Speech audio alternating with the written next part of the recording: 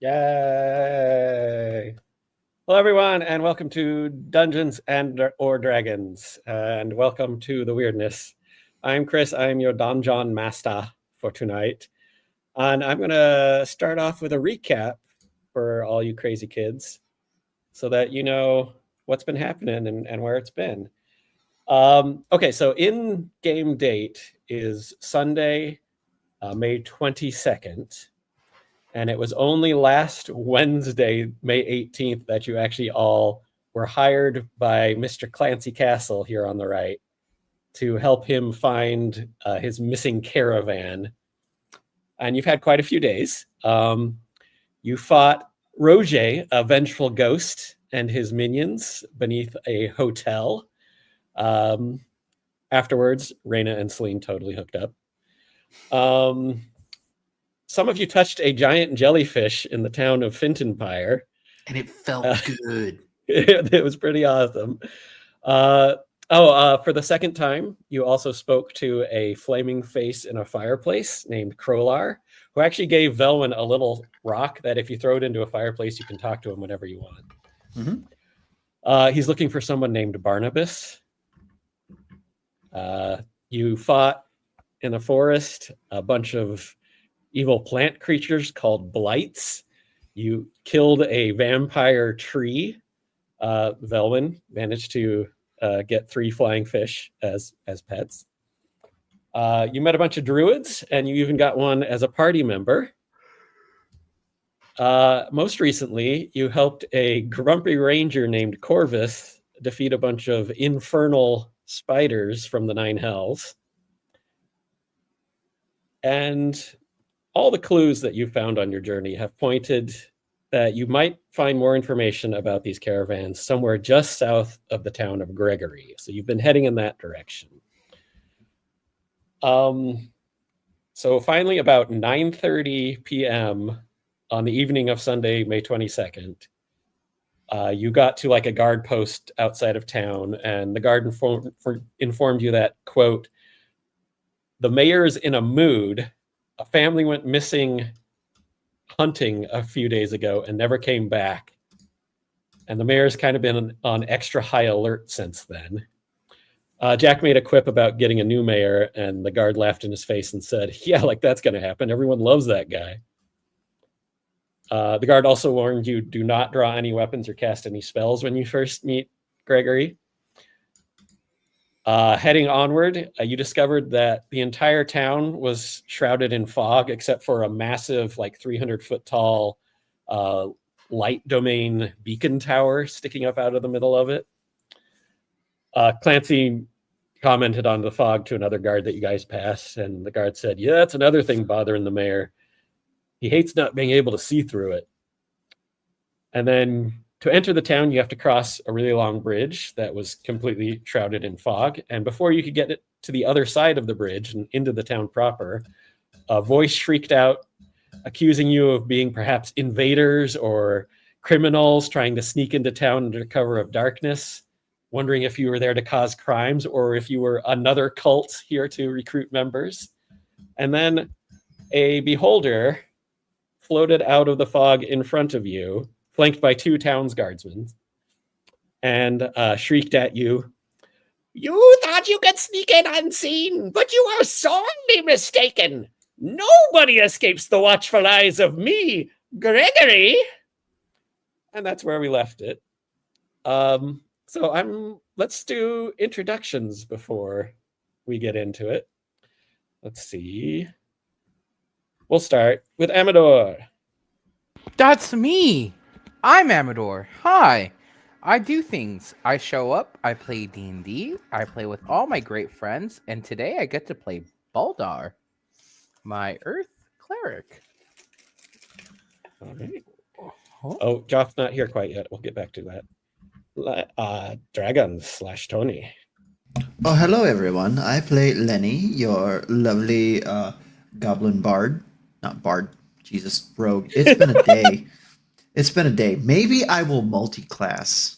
Maybe. Probably that could not. Be really cool.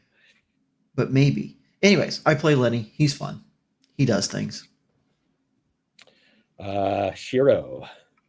Hey, I'm Dakota Oshiro, and I'm playing Velvin, a human sorcerer thing. And then, sorry. Also, unfortunately tonight, it fucking stinks. Cassie, who plays Delta, cannot join us tonight. Delta the Druid, so I will be playing her. Also, Emily, who plays Reyna, the half-orc fighter, cannot join us tonight, so I will be playing her as well. Oh, there's another picture of Sleep. Okay, let me get out of there. Boop. Hey, there we are. Okay, a couple of things before we begin, a couple of lore things. There is no history of beholders on this world. They have not been around, for thousands of years doing nefarious things. If anyone wants to, they can make a history or an arcana check to see if you know what the hell this thing is floating in front of you. Oh, you know it. I'm not good at any of that. God Me damn, neither. why am I I'll not roll playing history. a wizard? What the fuck? You're a sorcerer this time. It's way different. Oh god, I can talk to people but not know things? What the I got a hell? 10 for history. Woo. All right, We're level you have no 3, idea what aren't this we? thing is, Lenny. Sorry, Boldar, what are you doing? I said we're level 3, right? Yeah. Okay. Gotta make With some my changes. with my hyper intuitiveness, I'm gonna roll Arcana. Okay.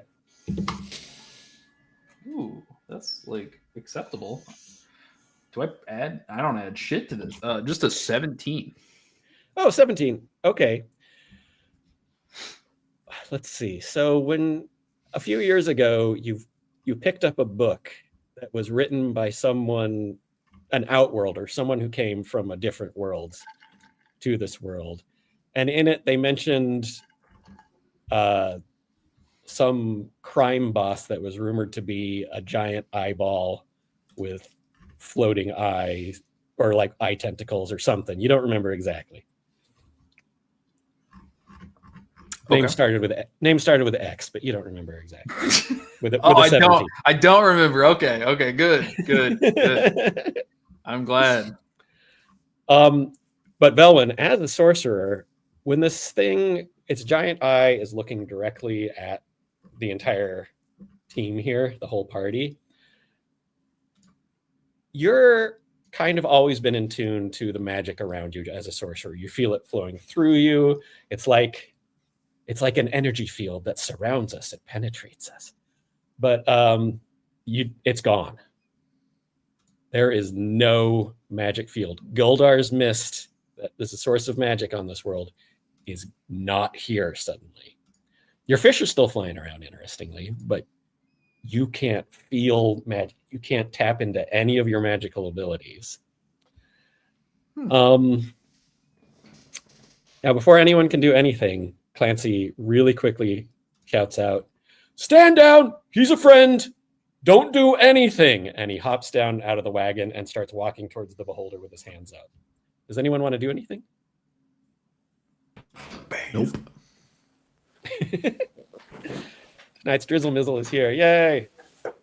He was not ready to be added. He just got tagged in there.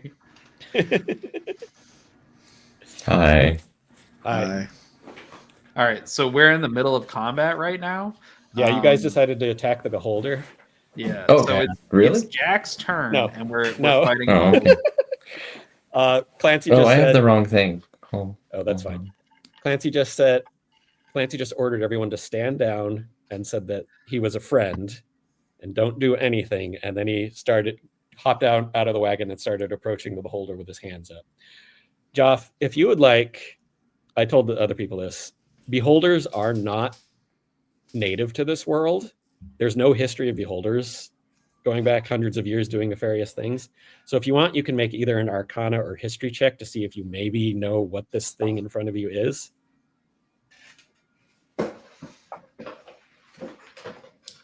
I have something relevant.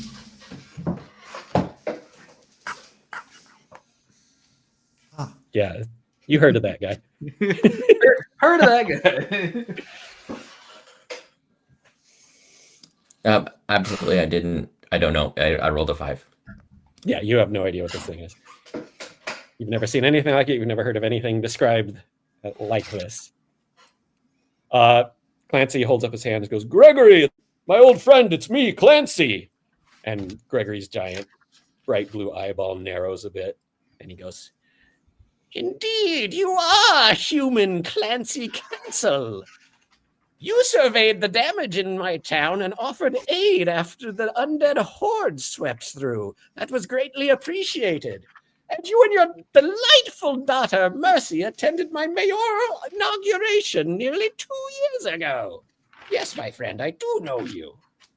And he looks at the rest of the wagons and he goes, And Gnome, Daphne Fernseed, driving a wagon. I recognize you as well. You have delivered many shipments to my town over the past 2 years. And then he sees Delta and goes, And Delta, the Triangle Druid. I have cherished our conversations about the natural wonders surrounding this town. Yes, some of you are friends. And you see the 2 towns guards that are flanking this guy just like visibly relax. Like, whew. And the guard on the right is like this very just nondescript generic human guy with like a bucket helmet and a spear and a shield. The guard on the left is a turtle with like a really long skinny neck, but also, spear and shield. And the turtle just like really like just pats the beholder on the side and goes, Came on a little strong there, boss. I told you they got the green light from the all clear from the watchtower. And he turns to you and goes, Sorry about him, folks. And Gregory goes, Yes, well, it has been a trying week. And I had to be certain I will not become lax in my diligence to protect my citizens from any and all threats. What kind The of rest of threats? your crew, Clancy, have them step forward and identify themselves, or each other if they prefer. I So will. Clancy I'll take a motions step you. forward, and I will gesture towards Lenny. This is this is Barnabas. Barnabas, you say? There has been an Ifriti appearing in fireplaces all over town looking for someone named Barnabas. No relation to that Barnabas. This is Yes, the that Barnabas. savior Barnabas. That Barnabas was described as a portly, middle-aged, balding human, not as a goblin of youth Who wears a nice suit with a white undershirt and has a hoity way of speaking. Yes. I see you have also met this Ifriti. Yes. Anyway, continue your introductions. Barnabas, it is nice to meet you. I am Gregory, Mayor of Gregory. It's great to meet you, boss. Introduce somebody else. Look at, yeah. This is Jack. Hi, Jack Jack. was turning away this entire time, looking at something in the distance, and turns around and goes, "Huh, Jack? Yes, you're Jack. What? Who? Jack, introduce one of your cohorts. I feel like I just met them. I don't really know anyone's. That guy. There's Rock Guy. This is Rock Guy. My name is Boulder. Right, Rock. I said Rock Guy. Close enough. Boulder, I see you are wearing the vestments of an earth cleric. Mm-hmm. We do not have an earth cleric temple in this town, unfortunately. But you are welcome here as long as you do not try anything shifty. No, I won't. Fine, introduce another of your cohorts. That's Felowin over there. Oh, that's what it was. Belwin, Yeah, that one. do any of you have last names or family names or just first names? Just first names. I used to have a last name. I gave mine up for my vestments. I mean, we could have family names. That's a very intimate knowledge, though. Your secrecy puts me ill at ease, but I will let it slide for now. I know it's no secret. I just can't remember. It just doesn't seem important. It's not important. You are delightfully unhinged. You would get along well with my personal secretary. I'd give them a hug. Anyway, And then, Celine and Leaf and Devok and Daphne all introduce themselves as well, and Delta and Reyna. I think that's everybody. So, Human Clancy Castle, what brings you to my town at this late hour? And Clancy goes, something that I understand we might have in common. I understand that some of your town folk went missing recently. Yes, 2 days ago, a family of 3. A mother, a father, and a son went out hunting along the road south of town, and they never returned. Well, 2 weeks ago, a caravan of mine disappeared, and their last known location appears to be on the road just south of this town. Yes, it seems we might have much to discuss. Meet me at my office tomorrow morning at 9:00 a.m. and we shall discuss this further. I must continue my patrols of this town. God, see that they are well taken care of. And then this orb just like slips backwards into the fog and is gone. And then you hear a woman's voice go, "Excuse me, Gregory?" And a human woman comes wandering out of the fog near you guys, and Gregory like comes back out of the fog. This woman has long straight black hair, pale skin, almond eyes, and she's carrying a child in her arms, probably 4 years old. And Gregory comes back out of the fog and goes, "Yes, human woman Keiko and her son. What are you doing out in the fog at this late hour?" And Velwyn, as Gregory turns to look at this woman, you feel all the magic rush back.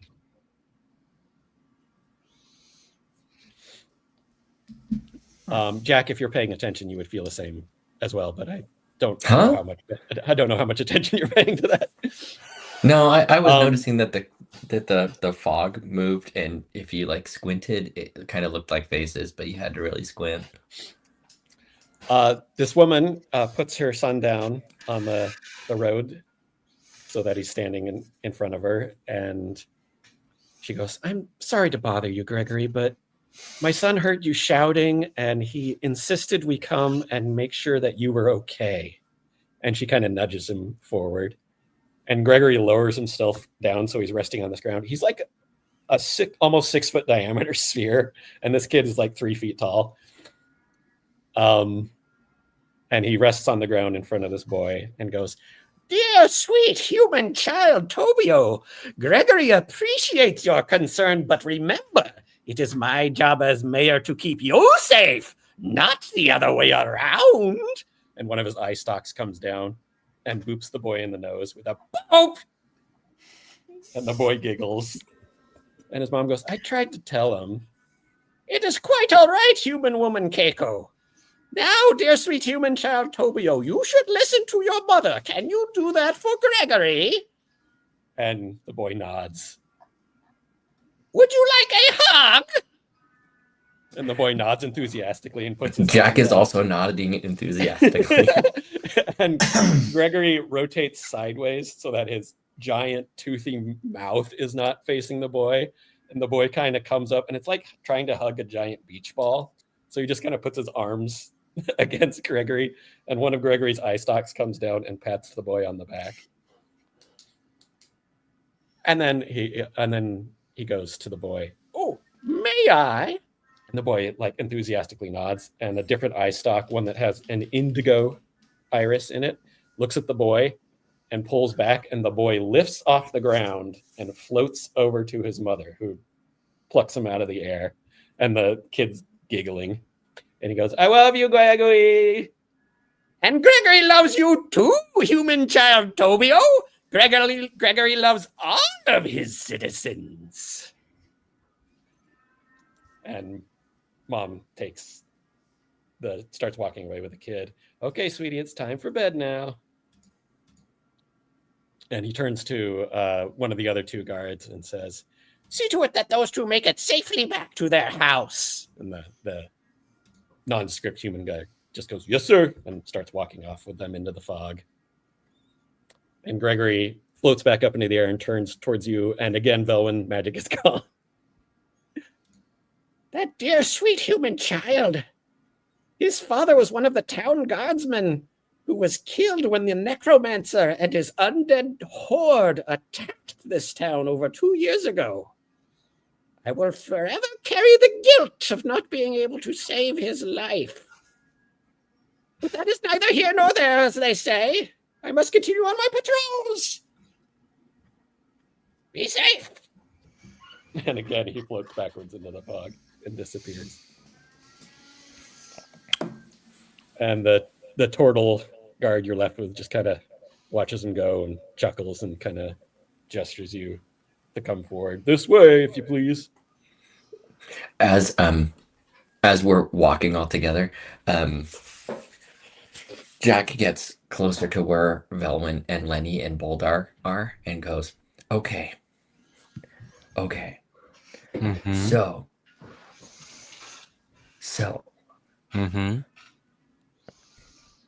just I mean, in light of all that we've just seen, what are we doing here and how did we get here?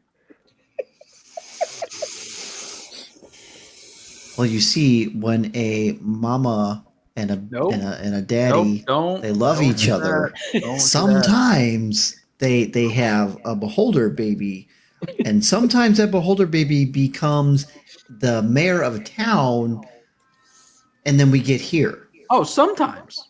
Mhm. Oh, Sometimes. so we're You've seen this here. before. We're here for we're here. I don't know what you mean by beholder baby. Mr. Clancy, could you perhaps help my friend here? Could you just answer the question, Clancy? Could you not? Don't follow that line of.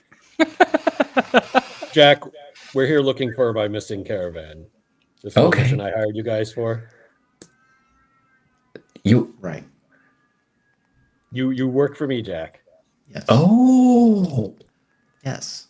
And What did you think you were doing? and I Jack, just you look down and you're wearing a tabard, a red tabard that has Clancy's symbol on it. On your holy chest. holy shit. In fact, all of you except for Boldar are You wearing one belong. of these. Boldar Oh. and Delta and Leaf are not wearing them, but everyone else in this crew is. Okay. This makes a whole lot more sense. Yeah, but like, what did you think was going on?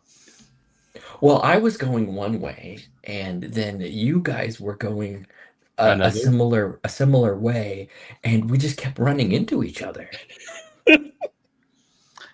Excuse me. I think this Gregory guy's got a beautiful voice, and I would really love to hear him sing. Maybe we should get him drunk That's and a listen great to him idea. sing. That's a That's fantastic a idea. wonderful idea. Can we please, Uh, Jack? Will you help me do that? I promise you. I promise you that this will be glorious. I think we could probably get him to like serenade us with quite a Mhm. few different songs. I think so too. I don't even He'd think you need to get him completely- drunk. He seems so. You affable. think so? Yeah. We don't. I think if we listed different genres, he could improv songs on the spot. Mhm. What I do you think think so. if I get drunk while he sings? That sounds mean- like a marvelous idea. I think that's a great idea. Mhm. You're the size of a small boy. What? He is, isn't he? He's like he's a small guy. A little guy, if you will. Wait, what? Chris, who was bigger, What? the child Tobio or Lenny? Which one? Lenny of them was a little bigger? bit taller than Tobio. A Just little bit. Okay. I Mm. think we're about the size of the human child Tobio. Look, Mhm. just I was just saying because- it's probably easy for you to get drunk. You're small. I mean, I have built Clancy, up back me up. White. Leave me out of this, guys. No, I think that if this is your assertion, you should try to outdrink him. I challenge you to a drink off. Boulder, sorry, not Boulder. Devok steps up at that point. Ooh, can I do? Can I do? It's really hard to get trees drunk. Tree guy. I might die. You and me, it's on. Wait, Who? You. Me? You. Yes. I never touched the stuff. As you guys are walking along, the fog is slowly lifting, it seems. When you get over the bridge fairly quickly, and you immediately turn right. And so you're walking basically parallel to this river. And there's a beautiful green belt between the road and the river, probably 50 feet wide, that has trees and bushes. It's like a park almost. The river you can't actually see, but you can hear it. It sounds rough. It sounds like it's roaring, like it's a lot of rapids as it goes through here. On the left side is just typical medieval looking town, not like a small village. This is a town. There are 2-3-story buildings every once in a while, shop fronts that are closed because it's now almost 10 o'clock at night. And as you walk on having these meaningful discussions, the fog eventually just dissipates more and more. You can see it's a cloudless night. The stars are out. One of the moon is in a final quarter and is kind of low in the sky. And eventually this turtle guard leads you to this very nice looking, obviously an inn tavern of some sort that is 3 stories tall. There's a bunch of like hitching posts out front, and you can see a road that goes around to the back that looks like there might be stables back there. And Clancy directs Daphne and Leaf to take the wagons back there while they get all checked in. And the guard says, "All right, they should be able to put you up for the night here. Take it easy, guys. Remember, 9 o'clock a.m. at Gregory's office." That's what he said. Yeah, 9 o'clock a.m. Gregory's office. Meet him there. Is there a clock in town? No, I don't think so.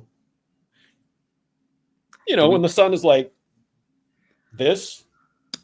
What do you mean when the sun is like this? When it's not when it's after it rises, but before it's noon. When it's noon and it's like almost straight up, but it's like halfway there. I had this 45 degrees. Who used to use their hand, and they were like, "This much is an hour," and they would like count like that. But I tried it, and I couldn't. I think Put my hands on it. we'll have Jack let us know when it's time to leave. I don't know when. Clancy goes, "I will let us know when it's time to meet."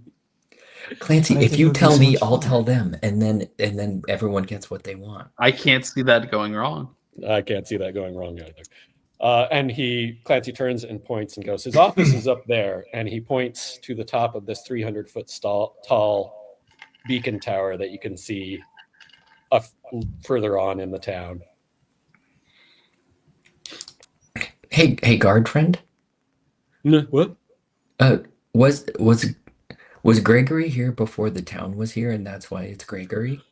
No, this town used to be called Fitfell Falls and he points north of town, and you can see the town kind of butts up to a cliff that's pretty far away, and there's this beautiful waterfall coming off of it. It's like, it used to be called Fitfell Falls. And then after Gregory was voted in as the mayor, as kind of a thanks for all that he'd done for us, we let him rename the town to whatever he wanted, and he renamed it Gregory. He also renamed the falls. That's now Gregory Falls, and the lake that the waterfall comes out of is now Lake Gregory. Simple naming scheme. Yeah, And makes it simple. easy. Anyway, Okay. I gotta go. So take it easy. Is just really quick, is there ever a Yep. problem referring to like we'll meet at Gregory? Is that ever an issue? Well, we're all in Gregory, so right, but if somebody was to tell you, "Oh, we'll meet at Gregory," and they gestured towards like the falls and the lake and the town, well, then you would say Gregory Falls or Gregory Right, but Lake. what if Gregory is they- the town. what if they You didn't? don't meet at a person. You don't say, "I'll meet at Velwyn." I remember. Yeah, Right, but there's no also- town named Velwyn. There's no waterfall or lake named Velwyn. I think the That I real know of, problem. that I know. I think the real problem here is that if somebody said they were going to meet at Gregory Falls, then that poor kid would be so upset because he was already so worried. I It's gotta so go. True. This is where The I'm guard coming turns from. and like trots off. You know, we should adopt a town and a lake and a waterfall and name them Barnabas. I can't. I have too many things I have to do. Oh, Yeah. like what? Well, one of the You don't times, have to tell. You don't have to tell them. huh? Oh, I don't. Yeah. Oh, I don't have to tell them. Is this That's Chris what telling you think me? in your head? Or Clancy? I don't. You know, I don't really have to tell you. You don't. I don't but think. that's a little odd. To is it a secret? I know it. But what's the reasoning for not? Oh no, I just don't have to. I agree. You can't just lead up with that and then not tell us. It's kind of rude, you know. It really Oh, a little rude. He's entitled to not tell us. Just having a True, reason but- why is a little bit more proper. I don't. I like- don't know. Like, I don't know about reason. I just don't have to. I just get the impression I'm not. I don't have to. Oh, okay. Do you really want me to? Should I? Clancy at this point comes back out of the inn with a handful of keys, Hold up, and he says, hold two, up, hold up, two Clancy. per room. One second. Yeah, What is it? yeah. Why don't you tell us? Why don't I tell? I don't know. Why don't you? We're all waiting for you to tell It's 'cause us. I think you it's just should- because I don't have to. And he takes the key. This motherfucker. Celine and Raina take a key and really quickly head off into the inn. Oh, they're tired. Yeah, it's time for nappy naps. Devok turns to Delta and says, "Have you ever slept in an inn before? You're a druid." And Delta goes, "Actually, no. I've never slept on a bed." And she looks a little worried. What about a And- boat? and- We slept on a boat, Well- all of us. Not all But of them. wasn't in an inn. It's kind of an And out, Devok really. goes, I'll tell you what, you room with me. Don't worry, I come off as a dude, but all woodborn or genderless. So How yeah, considerate. just room with me and we'll figure it out. So Devok and Delta go off. Lenny, Leaf comes up to you and says, "We better room together again so that Velman doesn't try anything." And He I'm might try sorry. to put me in a fireplace. I'm I sorry. distinctly think that he's trying to get me in the I fireplace. would try something? you. I believe the last person that tried something was Barnabas here. that's right, yes. And now you're due for revenge. So I'll Pretty sure come my room with name me. is Lenny. I've never been out for revenge in my life. You are so full of shit. It hurts. It hurts. You hurt me. You cut me deep. You cut me deep. I'm going to bed. I'm done with this bullshit for the night. I'm going to bed. You guys are really good friends. Are we? Yeah, You think so? Too. I You think really so. think so? It's really Uh-huh. cute. It's cute. I think so. You think that's cute? I pick up a ball bearing out of my bag and I chuck it at Velwyn. Make Oh, an attack roll, please. I wanna dodge. Can I dodge? Can I make it? Well, Depends on what your armor That's class really is. good. Is that an unarmed attack or what is it? that would be just Improvised a weapon. ranged attack with an improvised weapon. So you're not Okay, proficient. so what am I rolling with? your D20 plus your dexterity modifier. Dexterity. Oh, okay. That's an 18 plus 4, kids, for a 22. Yeah, that hits 100%. What the fuck? Velwyn, you get beamed with a ball bearing. Ow. Was that cute? Huh? That was a little. Was that cute? Yeah, it was. All right. I think I'm he going to needs- bed. I think he needs. No, we're good for tonight. Then he'll expect it. I have to do it when you don't expect it. Okay, we'll say you all go to bed with little more incident, maybe a little bit more bickering. Fair. Does anyone want to do anything during the night, or do you want to get a long rest? Because you just You just fought infernal giant spiders and have not rested. You had a short rest since then. But We had a short rest. Yeah. Jack will take a long rest unless there's something he's supposed to do. No, you're fine. Velwyn, I'm gonna- when you walk into the inn and your fish follow you in, an innkeeper, this little middle-aged dwarf woman, goes, hey, no animals in the building. Magical fish construct familiar things count as animals? Do they poop? I don't think so. Hold on. And she disappears through a door for a second, and she comes back out with... She's still got a scowl on her face, and am I still there? No. You went to bed already. Ah, damn it. And she comes back out with this big glass bowl and like a metal tray. And she goes, "Just keep them in here. Okay? Don't let them poop all over the place." Sure.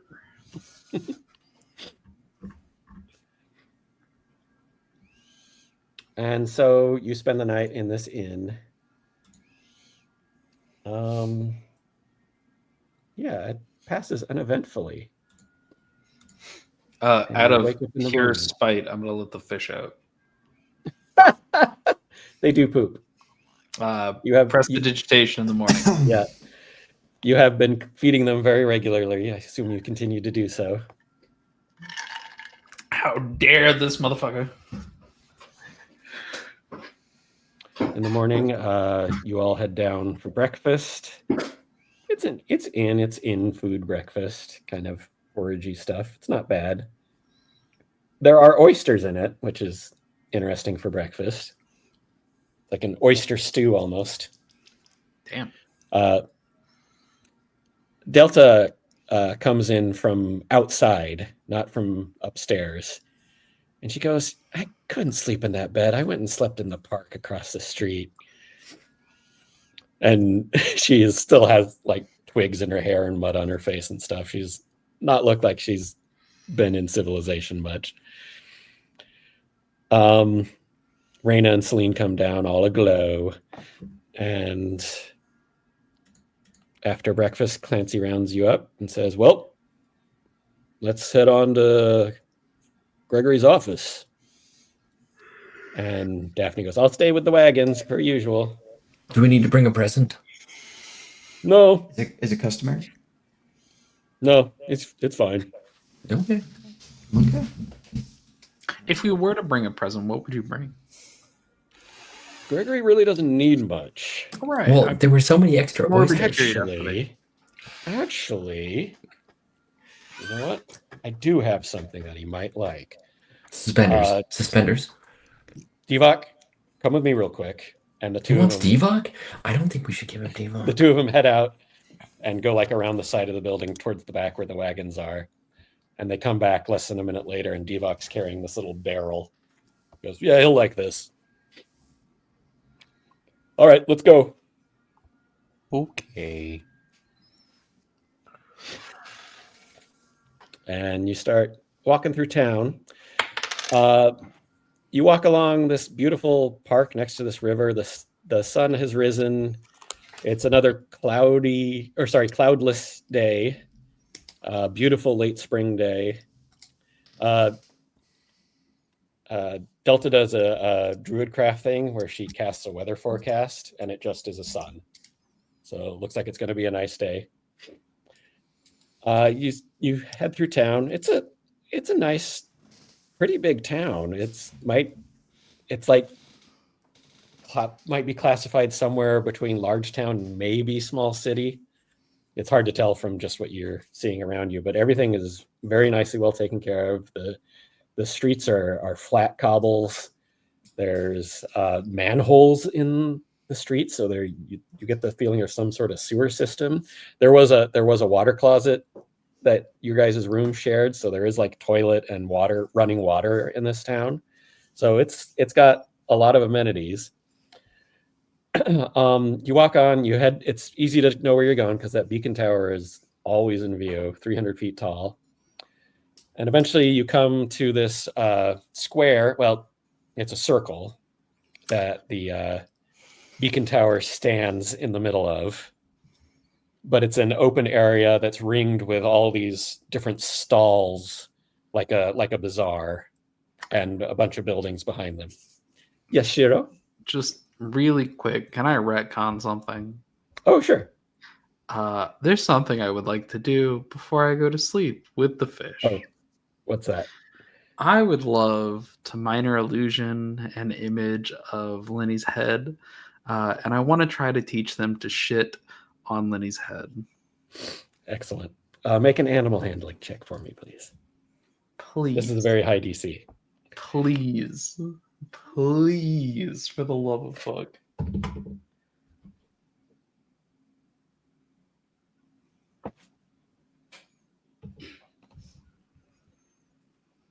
Animal handling. +2. Dirty 20. Is an 18 on the dice. They seem to be pooping pretty successfully on this image. You don't know how that'll translate into real life, or if they're just pooping on the image because they Alright. think that's what you want, or We'll it flashback. seems to be kind of successful. Yeah, standing in the center of this circle, which is, it's about 9 o'clock in the morning now. It's starting to come to life. You see like farmers setting up vegetables in stalls. You see a sausage vendor who looks kind of familiar. You see, cutlery and various random things being sold, cloth, spices. Several stalls are selling oysters. And you come up to this giant tower, and it's made of bricks, but not the sparkly bricks that you've been looking for, but they are very bright white, like maybe a type of marble, very smooth. And it's actually 5-sided, it turns out. It's not a circle tower. But it's not decorated at all. It just goes straight up. And there's just a big arch opening in the front of it. And standing in the archway is this elderly, looks human man who's wearing the light domain vestments. And Clancy waves at him, says, "We're here to see the mayor." The guy goes, "Oh, come on in, come on in." And he walks you in, and this room has some like pews on either side of it and a big aisle that leads to like a center raised dais that's probably about 10 feet across, circular, that has a railing around it. So you take one step up into this dais. And on the far end of there looks like there's like a lectern where someone could give a sermon or something maybe. And he leads you onto this dais. And as you come in, you look up and you don't see a ceiling so much as there is a soft, lovely glow about 20 feet above you. It's not solid. It's just like this, like there's just glow above you, and it's very pretty. And once all of you gather onto this dais, the priest goes, "Okay, going up." And he takes a staff that's leaning up against the railing, and he knocks it twice on the floor of this dais, and the whole thing starts to rise up towards this glow in the ceiling. And he goes, "You guys new here. Don't worry. It's just an illusion. You will just pass right through it."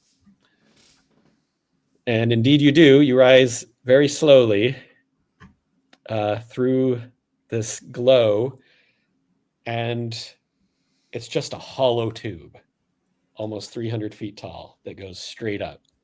And you see at the very top of there's an opening that would perfectly fit this dais you're all rising up on.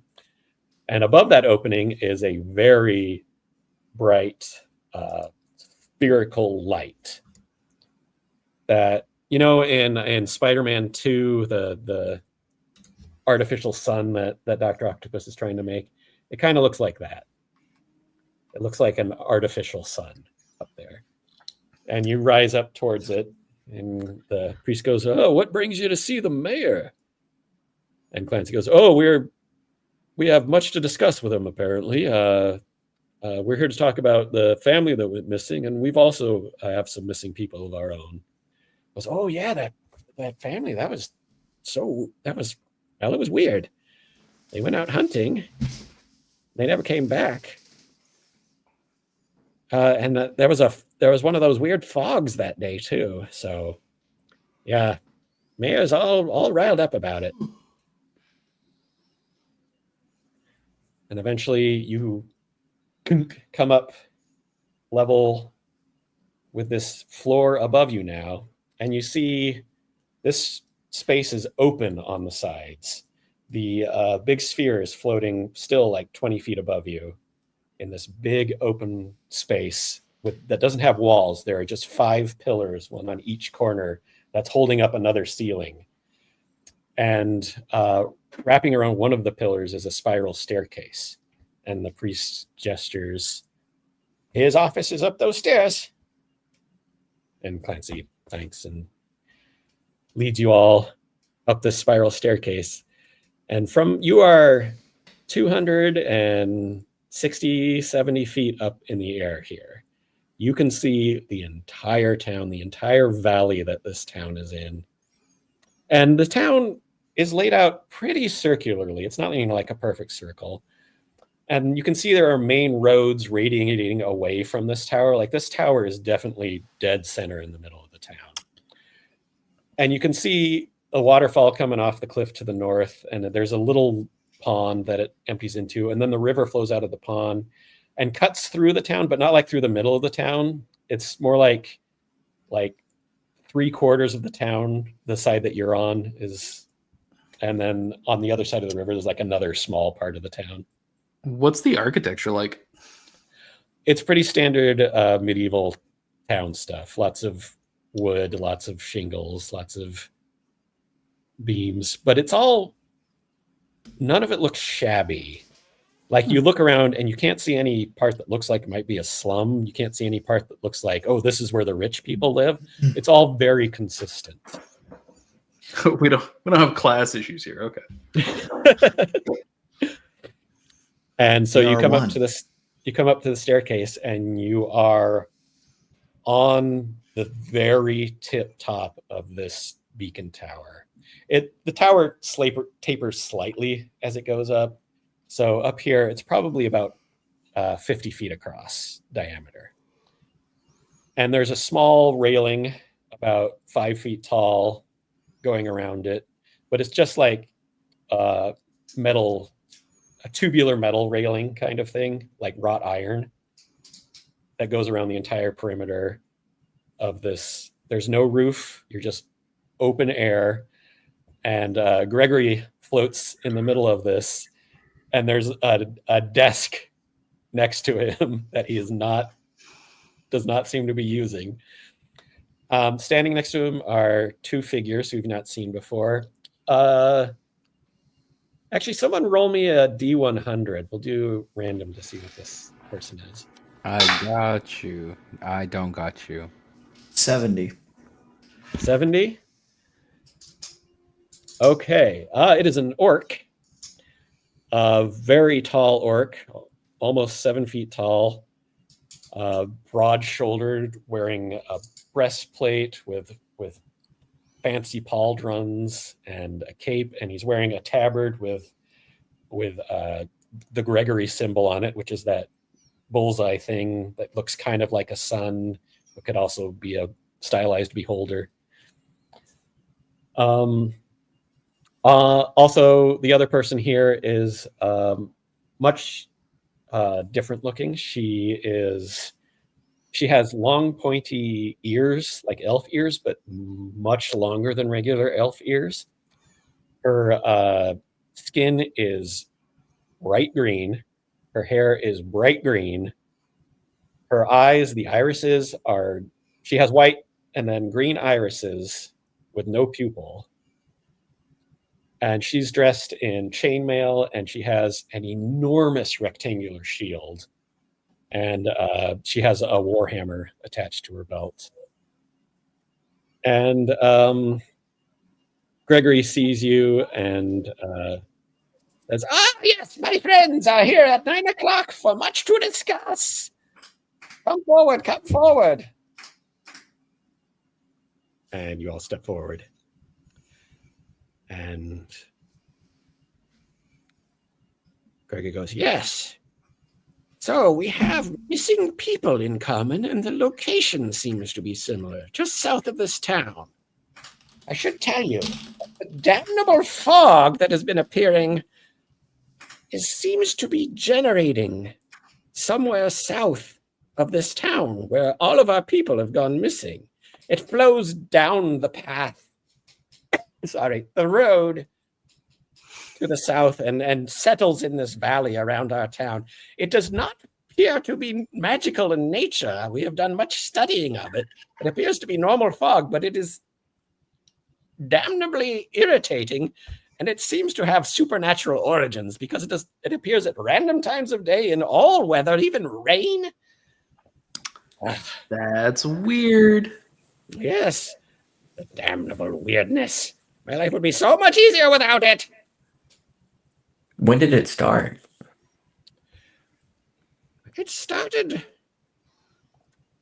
just over 2 weeks ago, I believe. And he, like, his eye rolls back in his head and his eye stalks all quiver for a second and goes, yes, 17 days ago, it turns out. And then his eye reappears. I just had to look into my memory there. When did Clancy's thing go missing? It would have been they would have been here about 2 weeks ago, although they should never have actually been here. Their route did not take them through Gregory. They were supposed to come No, straight Gregory's here. through the town of Gregory. Thank you.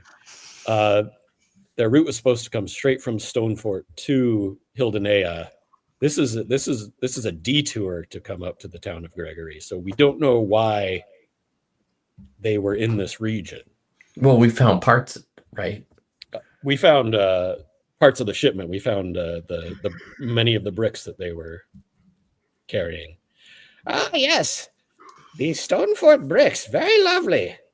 We have used them in quite a bit of our construction here. Thank you, Clancy. No problem. Well,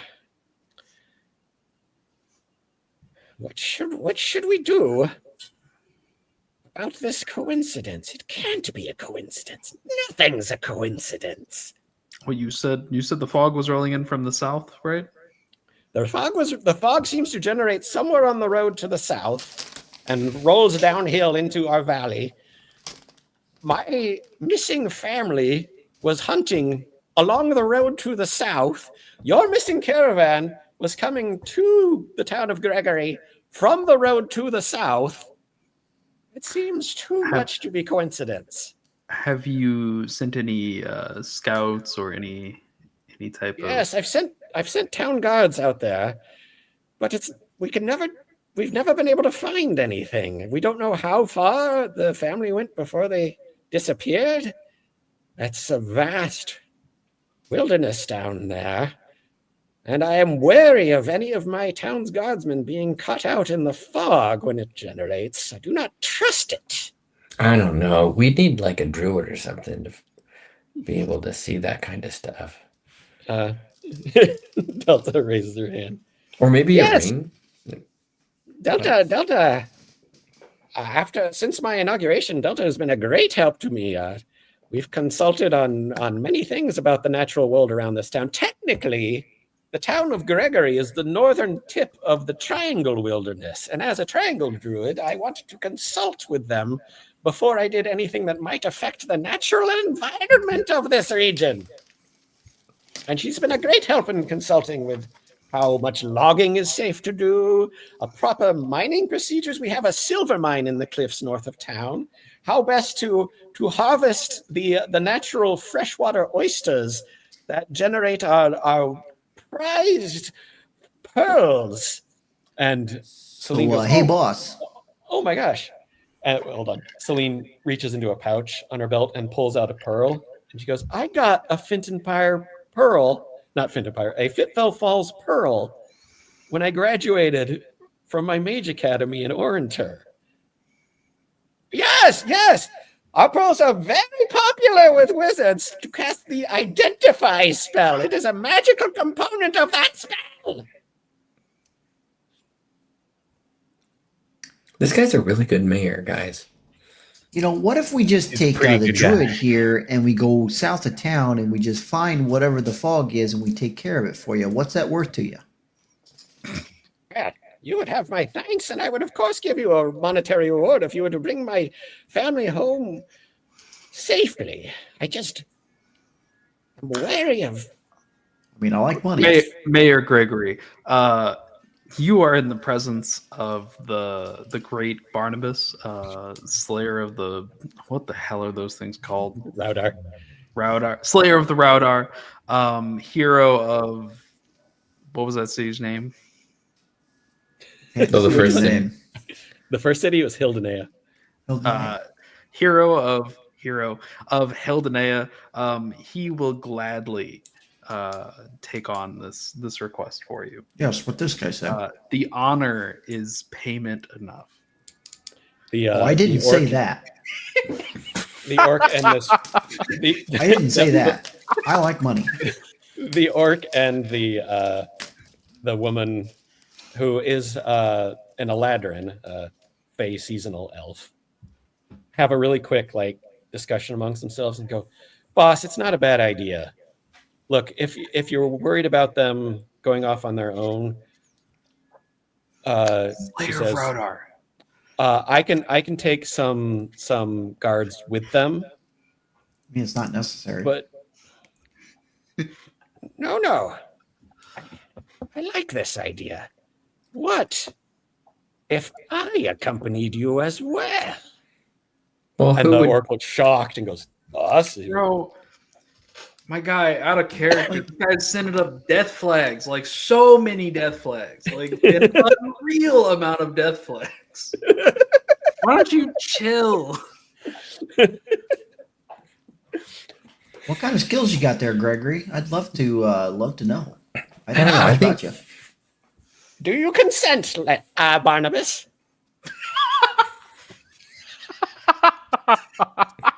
You see his face grimace at that. Yes, Like, Barnabas, do you consent? Sure. Do you? All right. You feel that indigo iris eye stalk looks at you again, and you feel yourself lifted off the ground and shoved back 20 feet off the edge of this Neat. tower, and you are dangling 300 feet up in the air above the town. That's a pretty cool trick there, Many boss. skills. Each one of my eyes has a different ability. I'm gonna make a wisdom saving throw really quick. That's pretty cool. Oh, boy. I rolled really poorly. Jack jumps into the beam. Huh. You fall. Oh, I just passed through it. Yeah, he can only levitate one person at a time. And he goes, shit! And he pulls Lenny back onto the platform and looks over the edge and grabs you before you get 60 feet away. I kind of felt like it was like, here's, Gregory, and here's Barnabas / Lenny, and I jumped between them, but I really like the idea that I just went, woo! You did. Careful, my pale friend. The city of Gregory would miss you. That is what I'm worried about.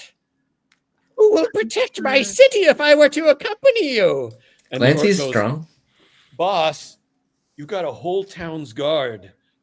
And Gregory goes, yes, my manners. Everyone, this is oops, where is it? This is Thorg, my captain of the town's guard, and this over here is Erelia. She is a high-ranking lieutenant in the town's guard and also my personal secretary. She's delightfully unhinged. What does her hair look like? It's wild, curly, bright green. Actually, Right up your alley, give me Jack. 1 I think you second. got a chance. I think you have a chance with this one. Huh? I say under my breath, Jack, I really think you could like her. She's really kind of cool looking. Jack puts his hand on your hand and goes, I have a chance with anyone. I would love to take notes, and that's your query.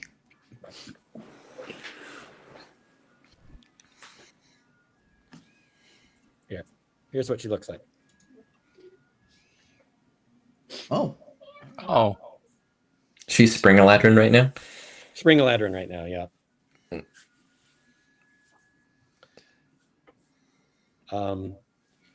So, and you see, like, Gregory is like hyperventilating. He's like, yes, it would make most sense if I were to accompany this expedition, because who better to find my missing people than the great Gregory? But if I leave, the town will be without my protection. And Thor goes, boss, we can protect your town for 1 day. If you're worried, you can take Araliah and a couple of town guards with you. Oh my God. And Is a whole contingent really necessary? I'll look after the town. yes. Jack goes, well, if you guys got this, we can go help Clancy find his stuff. I mean, true. It's We could also protect your it's town all for you. one. Huh? No, Lenny. Fucking Barnabas. Jack. You're coming with us. We're gonna look for this. Oh, come on. And, Yo, can I get the fish to shit on his head in front of Gregory? Yeah, Please. make an animal handling check. The Can I fish make are a here? dexterity saving throw? Yeah, they're with him always. Oh, They're man. always here. It's a 5. No, they just poop off the edge. Hopefully not into anyone down below. And Gregory goes, yes. All right. Araliah, Thorg, if you think it's all right, I will bring Araliah and 2 town guards, and I will accompany you, Clancy Castle, personally on this expedition to find all of our missing people south of town. What say? We leave tomorrow at dawn. You may have the rest of the day to prepare. I apologize. I must leave you now. Fucking army. One of my townsfolk is in labor, and I do not want to miss the birth. So I leave you in Araliah's good hands. She is at your disposal. Araliah, give them whatever advice, directions, whatever they need. I leave them in your hands. Farewell! And he floats off the tower down into the town. Hey, just real quick. As a level 3 sorcerer, you don't have locate object, do you? No. Damn it. I mean, as a I thought he was a wizard. No, Celine's no, a not in wizard. this game. Not in this game. This game, it's not even a question. So Araliah turns to all you guys and goes, yes, new friends. Hey, everyone. I'm Araliah. I'm Araliah Farina. It's so great to meet all of you. And she goes around and starts shaking all of your hands very enthusiastically. Jack hugs her. Yeah! And she squeezes you. She's strong. She doesn't look like it, but you know that elves don't often, when they're strong, you don't often actually see it in their physique. But it's like steel cables. And she goes around and pumps all of your hands and goes, what do you guys want to do today? I can come with you. Anyone want to play darts? And she whips out a set of darts from her belt, and you see against the railing is like a dart board on the court. And she's like, don't miss. I'll play. All right. And she hands you a dart. You go first. I think I'm proficient in darts. It's a simple ranged weapon, so you'd be proficient in it. Yeah, it's simple Just range make an weapon. attack roll. God. 16. Yeah. 16 plus 6. 22. 22. Yes. Thunk. Bullseye. Yeah, you're good. And Jack looks really disappointed. she reaches out for a high five. Jack goes, I didn't hit the side. No, you're supposed to hit the middle. No, but Watch. And she throws it, and Please hit the side. Please hit the side. Please hit the side. you got a 23. So boom, bullseye right next to yours. See, like that. next Hey, time maybe we'll get. Arm wrestle. I'm not very strong. Devot goes, yes, and steps forward, and like Aralai grabs his arm and like drags him over to this desk that doesn't seem to have any purpose up here, because why would a beholder need a desk? And they plump down on either side of it and grab each other and start straining. And Devot goes, I just got to get in the zone. And you see him close his eyes and concentrate. And Aralai is like giggling, like, and they seem to be evenly matched.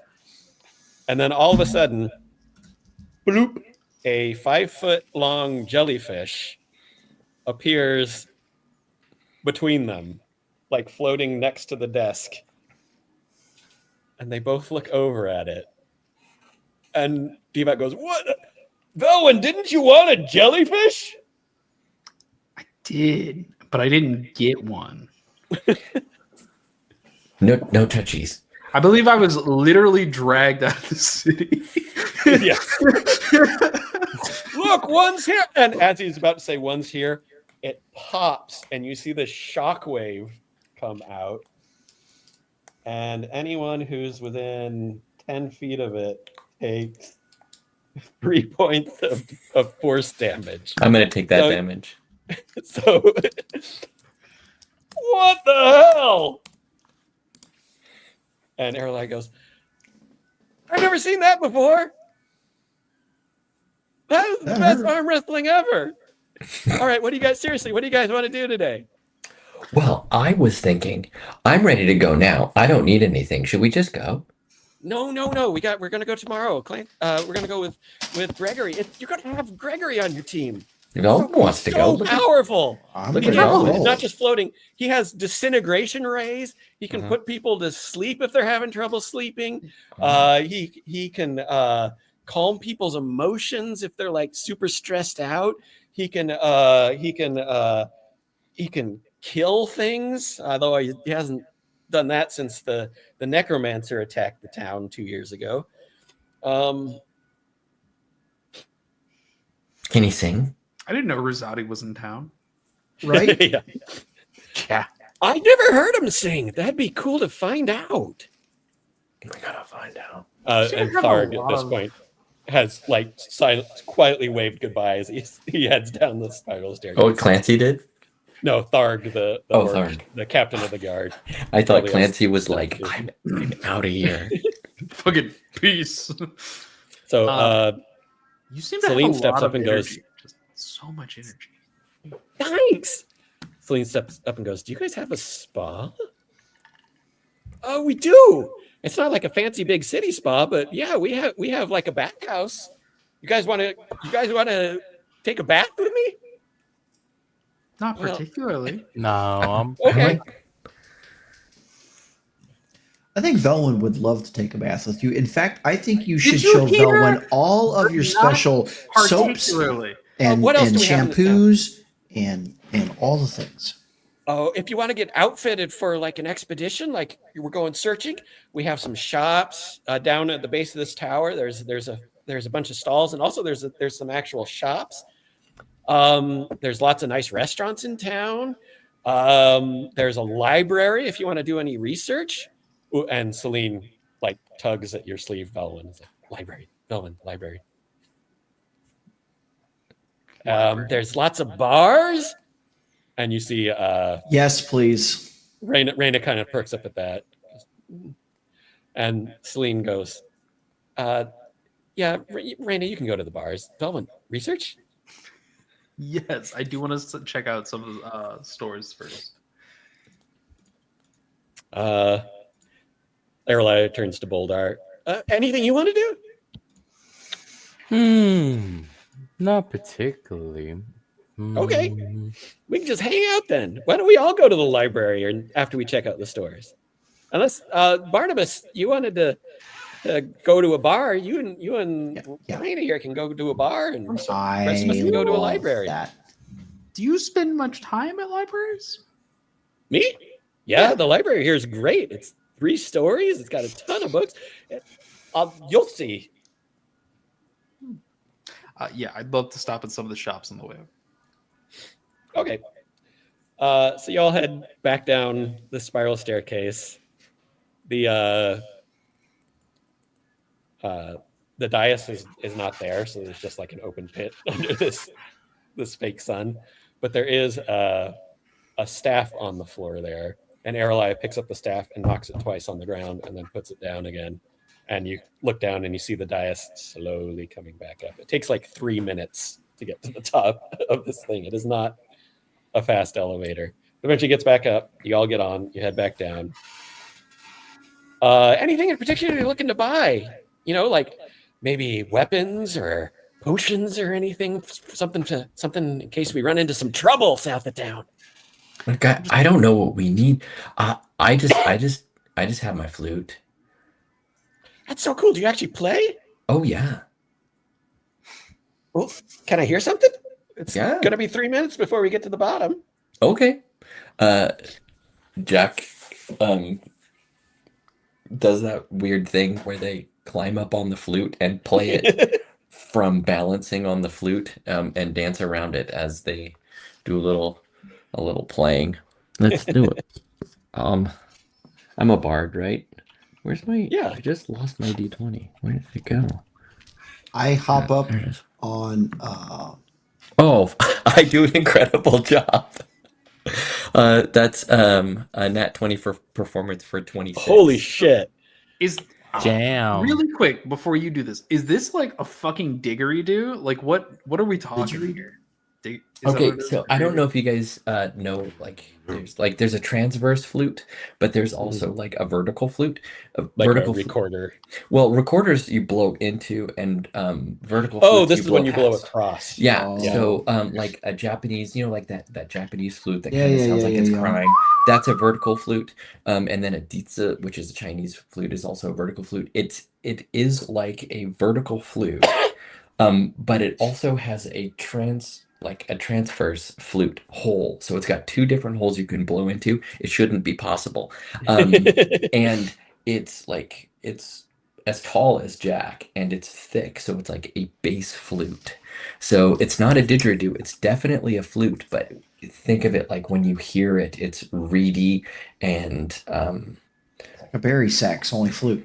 only a flute. It would take a tremendous amount of air pressure to make those tones, and one of the reasons Jack seems to dance on this, kind of like, you know, doing pole dancing, is they have to use their feet and their hands sometimes So- to cover the holes to play the actual tunes. And also there's a drone that sometimes plays through too, almost like a deep bagpipey kind of drone, Mm. but there only seems to be one column for air, so it's an impossible instrument. So you play a very amazing tune. You don't know how this flute can make these tones. What's the mood of the piece, Joff? It's Jack, so it keeps changing. Awesome. So it starts out somber, and then all of a sudden it's quite lively, but then the liveliness turns into like sort of this nostalgia, and then the nostalgia gives way to like a jig, and then it just kind of, it doesn't even end. It just kind of peters out, and like Jack stops confused, balanced on top of the pole, and kind of slides down and goes, "Well, I guess I'm done." That's the end of the song. Aralaya goes, "That was amazing," and she reaches into her backpack behind her, and she pulls out a little set of pan flutes, Mhm. and she's like, I was gonna do a duet with you, but there's no way I compete with that. And she puts it back. No, you couldn't even stand on those. Yeah, exactly. You get to the bottom. The priest is still down there. She leads you out, and she goes, "Well, there's this store over here." And behind some of the stalls, you see kind of a warehousey looking building. And there's a sign out front of it that just says buy, sell, trade, good prices. We could try it there. I'm really just looking for if there's anything magical in the town. If you know Ooh. anything Oh, about that. Right there. Look down. Look at your hands. Right there. Huh? Don't sell He yourself might. short. Well, you never know Thank until you find I out. needed that. I needed that today. Thanks. Yeah, it was really nice of you to say. Oh, rock guy. I've been here. Fucker. The rock guy. So she turns to you, Do you mind, Lenny. really Oh. quick? Do you mind if we call you the Rock? Is that okay with you? Are you okay with being referred to as the Rock? Well, he's a Goliath, though. He's not actually made out of rock. My what's the word? I feel like I shouldn't, but I like the bit, so yeah, you can call me the Rock. You wouldn't happen to be a chef, would you? No. You don't smell what the rock is cooking, do you? I do not actually.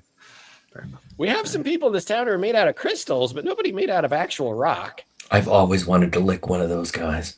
Oh, that would be weird. They're sharp. I kind of want to do it now, too. Well, I mean, they could be like sugar, you know? When you put sugar in water and it turns, have you ever thought maybe? Barnabas, you and Raina, do you want to come shopping with us, or do you want me to point out some taverns? Which way to the closest tavern with food? All right. And she points down one of the main streets. Next block over on your left. I hop up on Raina's shoulders and I'm like, let's go, girl. All right. And then she takes off with you. We should call their unit the green team.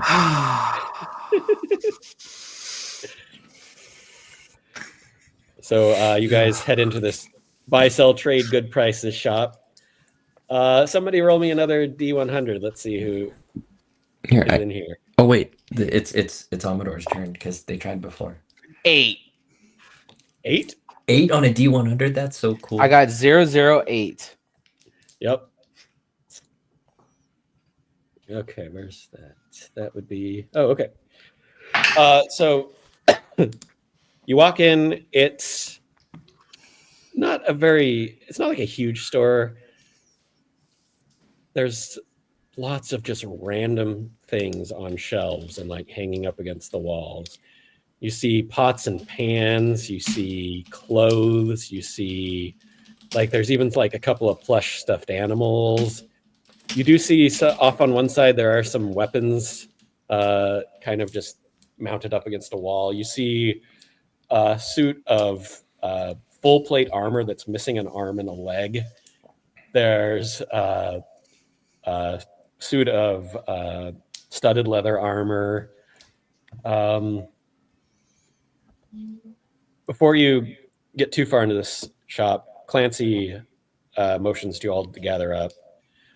It goes, listen, part of the deal was that I would give you a base rate for this expedition, but I'd also give you hazard pay. And you guys have fought ghosts and spiders and blights.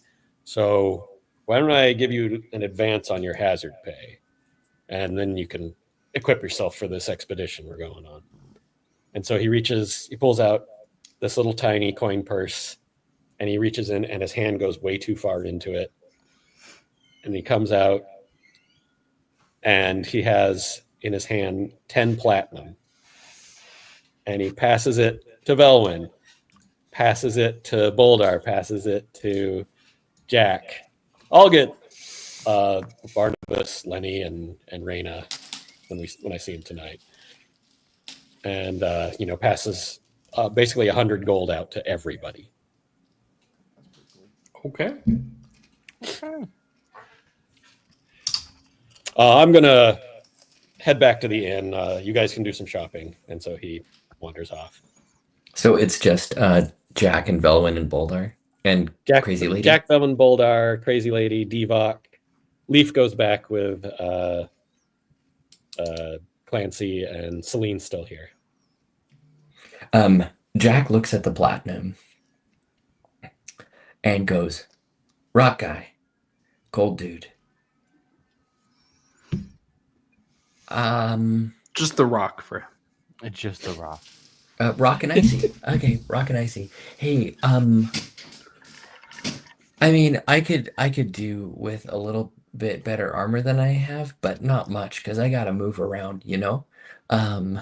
So Right. But think, right? Mhm. If you didn't move around and were instead just in a huge piece of metal. it would be Think bad of- and uncomfortable. But think of the sounds you could make in it. The Mhm. wrong kind. Look, here's the thing. I know all sorts of things from when I was in college studying music and all that kind of stuff for bard stuff. And I know What one college was thing. this? It was the one in the other city that wasn't on the boat that didn't take me here. That's not important. This is what's important. I know Mhm. magic stuff costs coin. A I lot. also know the only thing I care about is that I have my flute and a good meal. Why don't you guys split this one? Because you guys are probably looking for magic stuff. You feel like magic people to me. I'm just playing music and stuff. I don't really do magic stuff. So why don't you? At the repeated mention of magic stuff, these two hands appear on this counter towards the back, and up pops another turtle. You guys talking about magic stuff? Yeah, they need magic Yeah. stuff. Yeah, okay. Let me see what I got. And he disappears back down there again, and you hear a lot of adventurers pass through this town. You know, looking for adventure. Sometimes it doesn't go so well, and they got to sell some of their stuff. And I buy it from them, and then sometimes they sell me magic stuff because they don't. Hold they're on, not- do you they're have the hurt up for fancy- cash. Just above the table, really quick. Jack has, strangely enough, just a fuck ton of money. Boldar, he gives you 100 gold, and Velwyn, he gives you the other platinum, and he's like, "It's fine. Okay. Oh, Go okay. get your magic stuff because magic stuff's important, you know."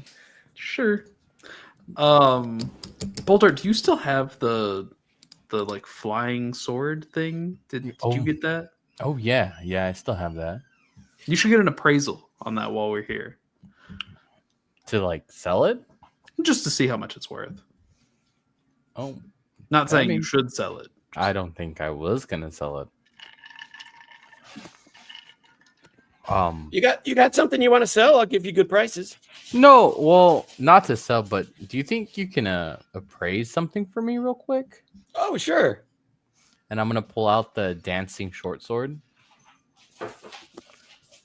How much does this fetch? Let me see. What is the rarity? It's purple. Yeah, Oh. it's really good. Ooh, purple. Oh, geez. What does it do? And I'm gonna kind of like do like a little fake slash and then let it go into the air. Does it attack people? Oh yeah, it can do that, and it comes Oh, back man. to you after a little bit. It's pretty cool. I give you 2,000 gold for it. Oh shit! I don't have 2,000 gold, but I would give you 2,000 gold for it. Duly noted. Yeah, I kind of figured. Okay. Alrighty. Halfway to a castle. Actually, Anyway, I found a couple of things, uh-huh. and he reaches down and he pulls up an array of glass vials of all different shapes and sizes. I found a bunch of potions and this, and he brings up like it's like a metal. It might be a bracelet or something. It's 4 inches in diameter and 4 inches wide. 4 inches tall, I guess, 4 inches in diameter. It's just a simple metal, unadorned, and he puts it on the counter next to the potions. That is a. Uh-huh. Oh, the dwarf who sold it to me said it was a beard cannon. Hold on. And he brings up a piece of paper. And he says, you put this in your beard, and it makes metal beads magically appear in your beard, and you can shoot the beads out of the cannon. If someone's attacking you, you can shoot beads at them. Interesting.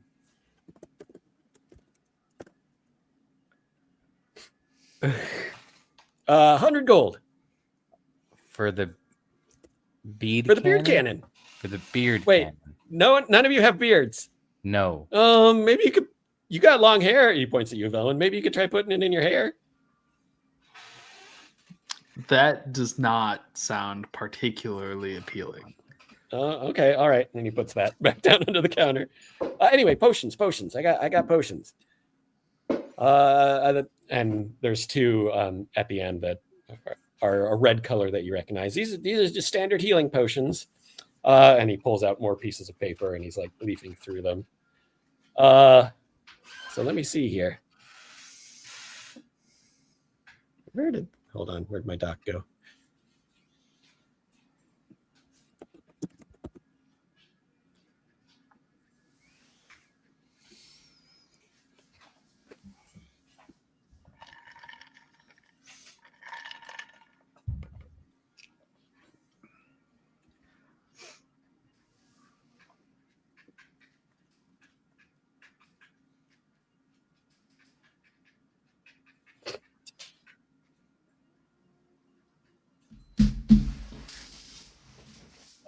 Okay, this potion is a potion of diminution. I think that's how you pronounce it. If you drink it, you get small. This is oil of slipperiness. You put it on yourself and you're really slippery. Okay. This, it says gargoyle hooch on the piece of paper. All right. And this one, actually, and he brings the beard cannon back up and puts it on the table. This one is beard brew. If you drink it, you grow a beard. Huh? And he is pointing at both of them. Huh?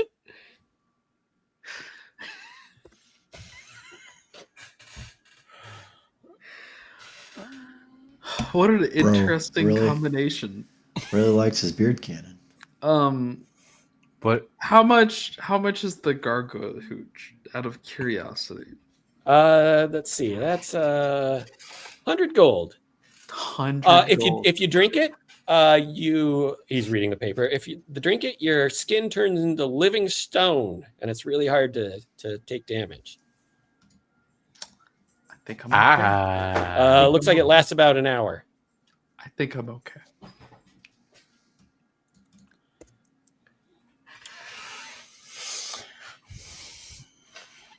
Anything non-magical you're interested? That's all I got for magic. I got armor, weapons, banded rations, stuff like that. do you have any half plate or full plate? Oh, I got this full plate over here, but it's not quite full. He points at the one on the wall that's missing an arm and a leg. And it looks like it's a little too small for you, Boldar. It looks like someone who's maybe like 5'8" would fit in it. I got some breastplates I got several. I got some probably that would fit all you, or most of you. I got some nice leathers. I got a really nice studded leather. There's a clang and like a couple sounds of dropping things, and you hear from the back, "How much is the studded leather?" What? How much is the studded leather? Whoop. Oh. Let me pull it up. 252. It's 45 gold pieces. It was actually made in Fintonpire, in the tannery down there, and the The studs were put in by the blacksmith down in Finton. Jack wanders up and says, "What color is it?" It's leather, and he pulls it out from behind the counter, and it's very nice, medium brown. Jack looks at his like his like Everything is white. red tunic, and he lifts up and he looks at his really, really nice, just standard leathers, but they've been like dyed white. But they're also all ripped up now because everyone's been in combat. He's like,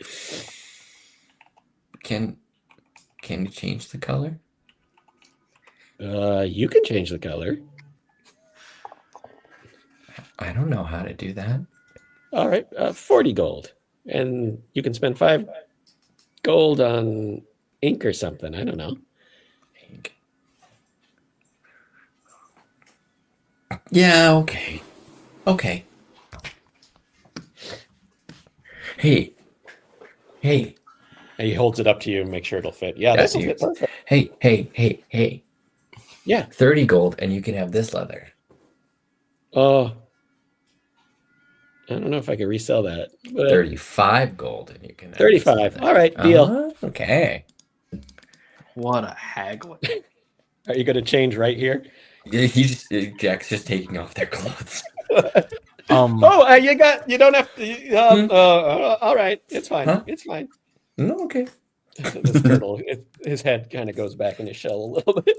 All right, time to steal everything in the shop. He still has, his eyes are looking out. But Can I actually take you up on that gargoyle's hooch? sure, yeah, 100 gold. Yeah, I'll give you 100 gold.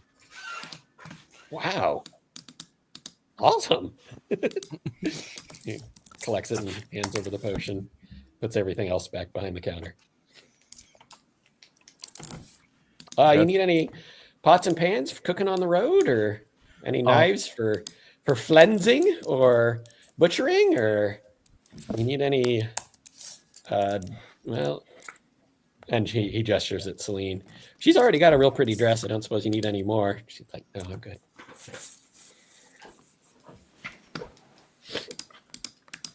No, I think we're okay.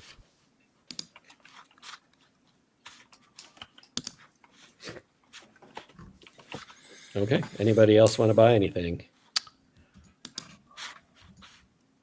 I think I'm good with my little gargoyle sipper. Gargoyle hooch.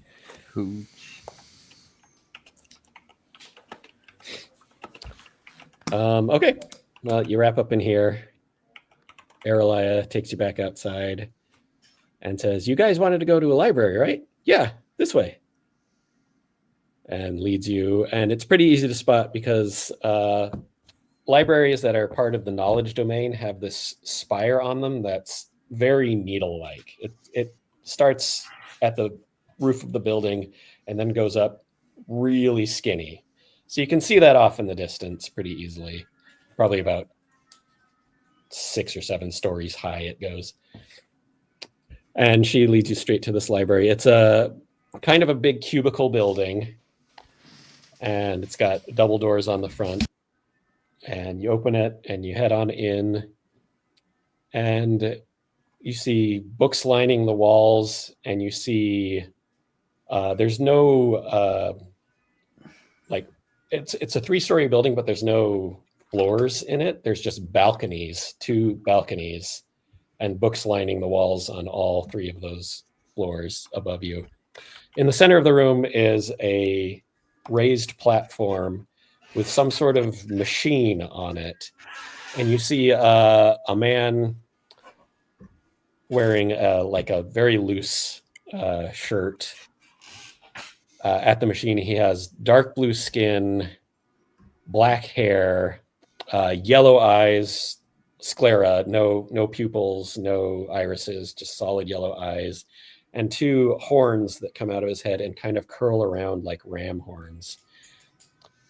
He has just like breeches on and this very loose shirt, and he has these 2 they look like leather balls on sticks that he's dabbing into some sort of sticky black stuff and then dabbing together. And you see this device has like an open top on it, and this big, looks like a screw press on one side. And this guy turns around, mid-late 20s, very handsome, if you like blue skin and horns. And he sees you coming and goes, "Oh, come on in, come on in. I'll be just a second. I'm about to ink this page." And he starts dabbing these leather balls on sticks onto the top of this device. And he puts them aside and grabs a sheaf of paper and slips it in the lid, closes it, wheels it under the press, and then spins a wheel on the side of it. And the press comes down and squishes it, comes back up. He pulls it out, opens it up, pulls off the paper, and holds it up, and it's printed book pages. This is a printing press that you recognize probably because they're not all that uncommon in this world. It was invented, almost 200 years ago, maybe a little bit even more, by a gnome named Joanna Goodcastle. It's known as the Goodcastle Press. And he seems to be printing books. What can I help you with?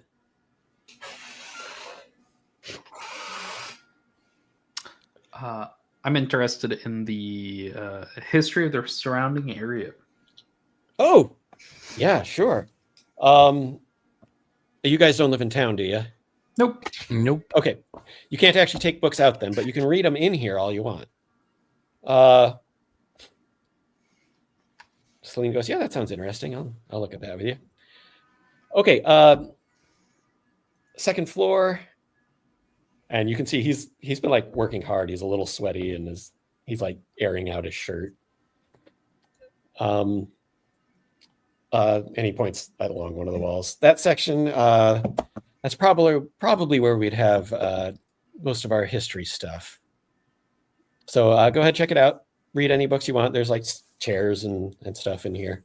So yeah, have a good time.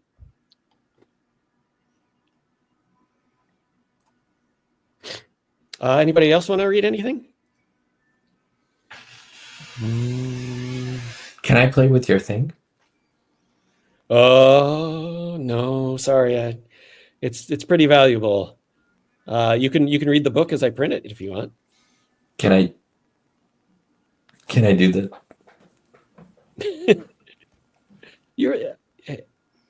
Yeah, all right. Can I do the?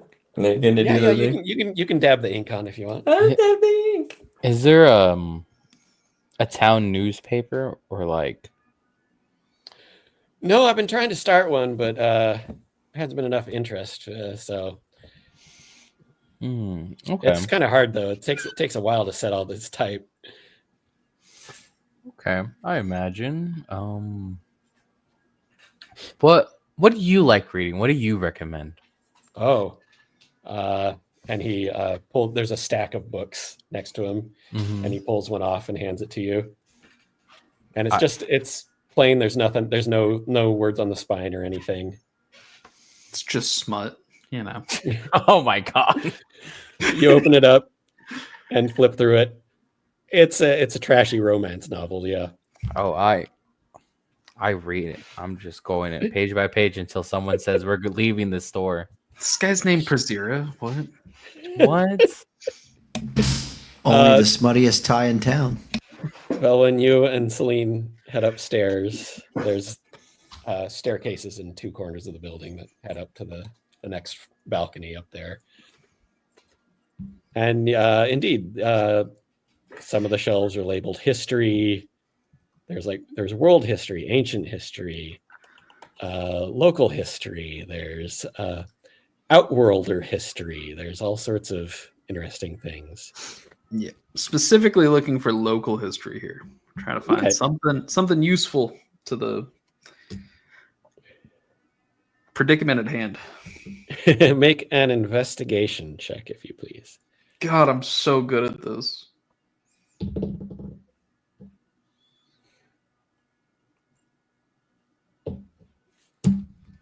9.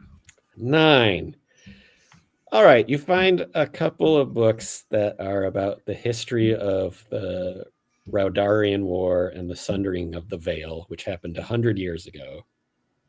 Well, it'll be 100 years this fall. So it happened 99 years ago.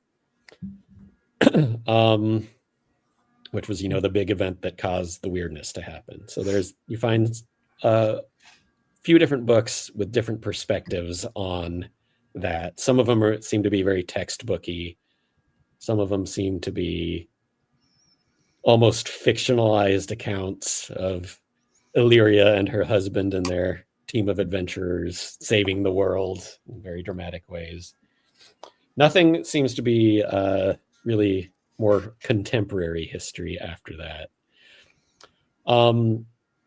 Celine has found a book of, magical history, some ancient magical lore thing, and she's taken it down and she's gone off to a chair and is eagerly thumbing through it.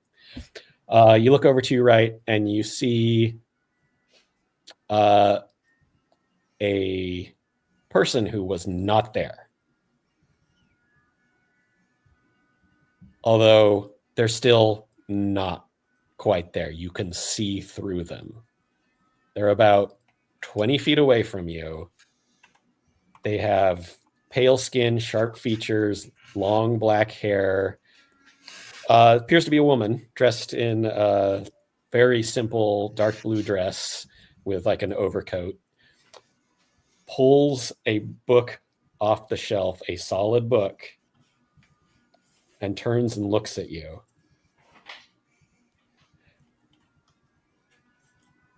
And then behind her, this swirl appears, and she steps into it and whoosh, with the book and is gone. This is the second time in a few days you've seen a ghost steal a book. It happened at Fintonpire in the coffee shop / bookstore. You didn't get a good look at this one. You got a good look at this one. Something about her looked familiar. Make a perception check, please.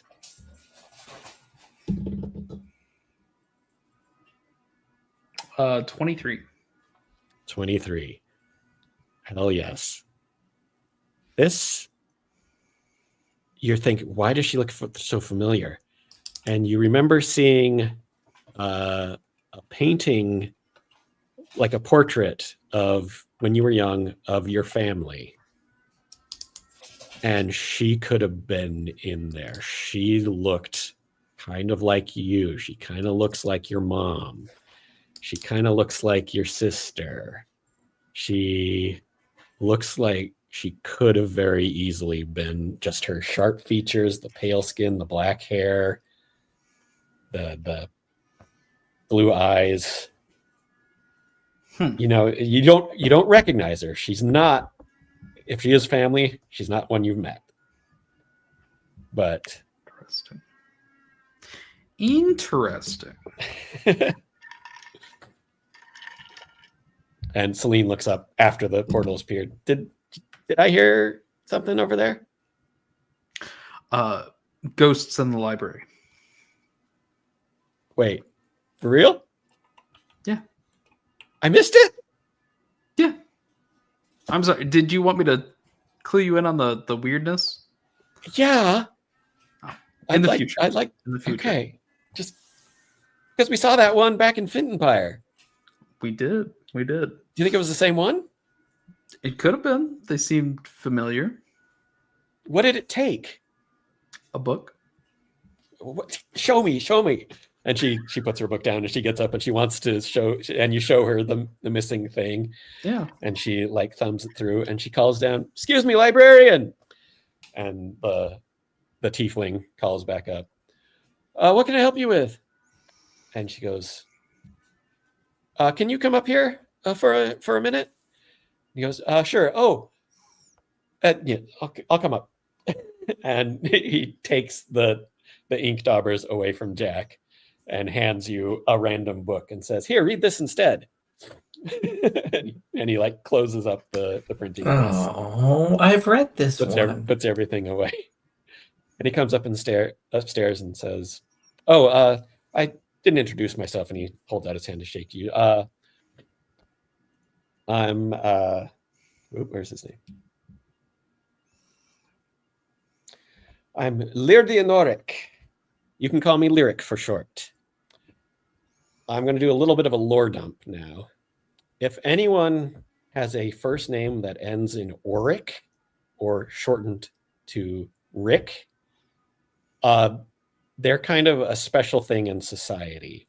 They're someone who either one or both of their parents died before they were born, during childbirth, or like within a month after they were born. Oric is an old dwarvish word that basically means honored bastard.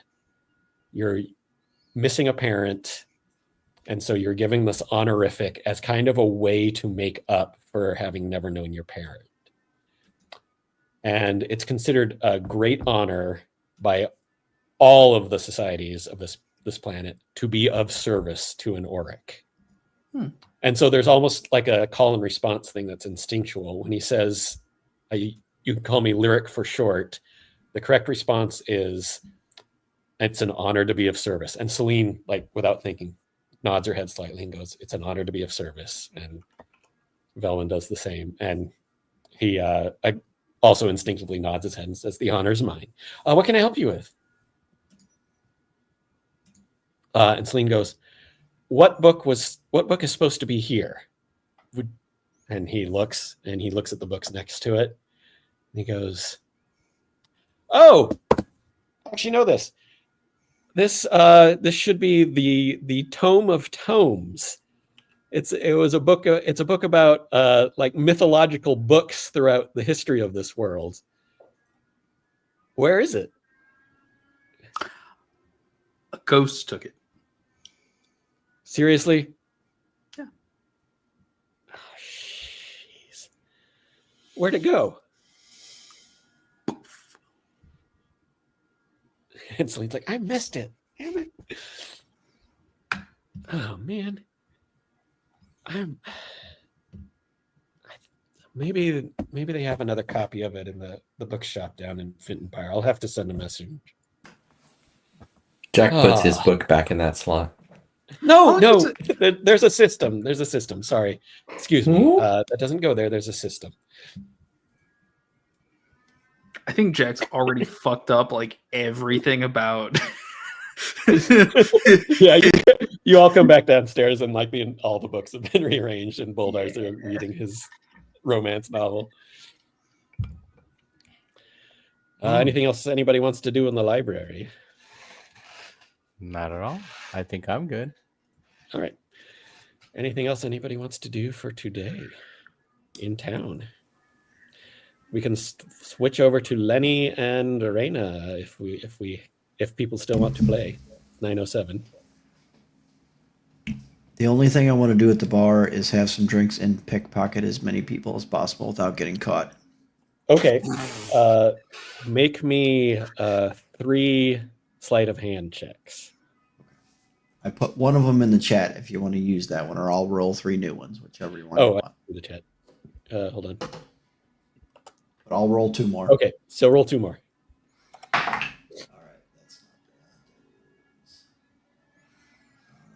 I'd silvery barbs you, but I'm not there. You will not. 19. Oh Yep. shit! Never mind. He's rolling good. And what's 19 plus 6? 25? Yeah, all right. Yes. Let me 25. just make a roll here. 24, 25, 19. That's pretty good. All right. Nobody notices. You are successful. Well, it doesn't even have to be a lot. He's just bored. You make 2 gold and 8 silver and Beautiful. 3 copper. Enough to pay for drinks and food and things. Yeah. I love it. Yeah, you Yeah, have a that'd great be- lunch. Now these people can't pay for their fucking rent. Oh my god.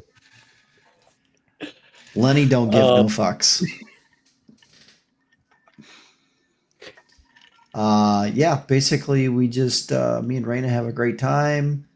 Raina, he might even offer to buy a round since I got free cash.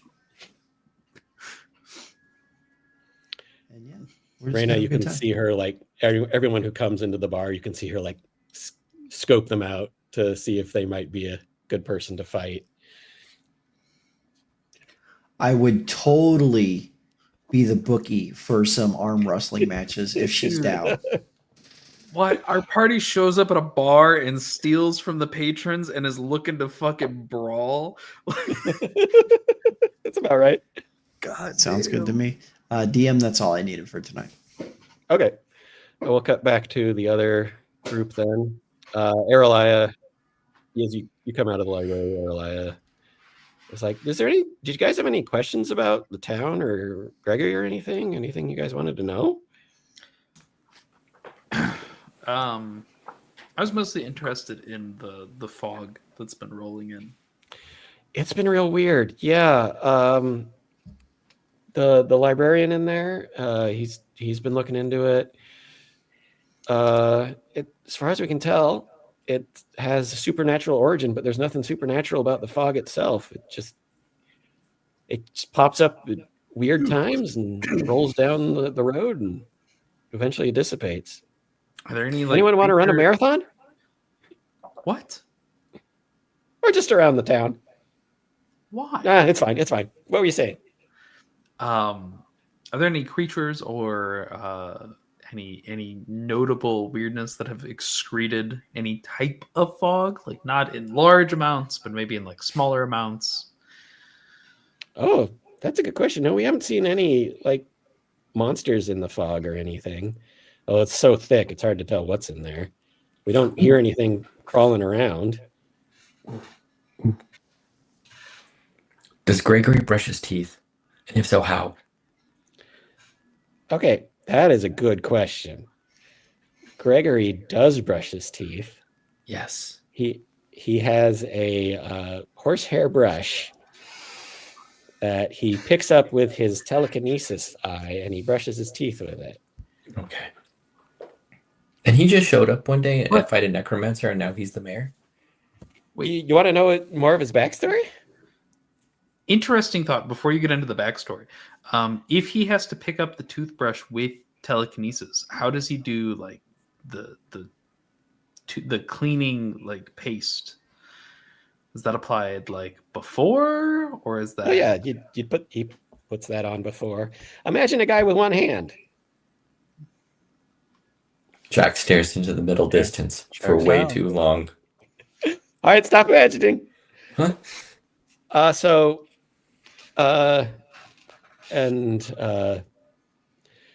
She says, about 2 years and a few months ago, this necromancer raised this horde of undead using corpses. A fog? We think Oh. No fog. Corpses that were left over from the Raudarian War 100 years ago.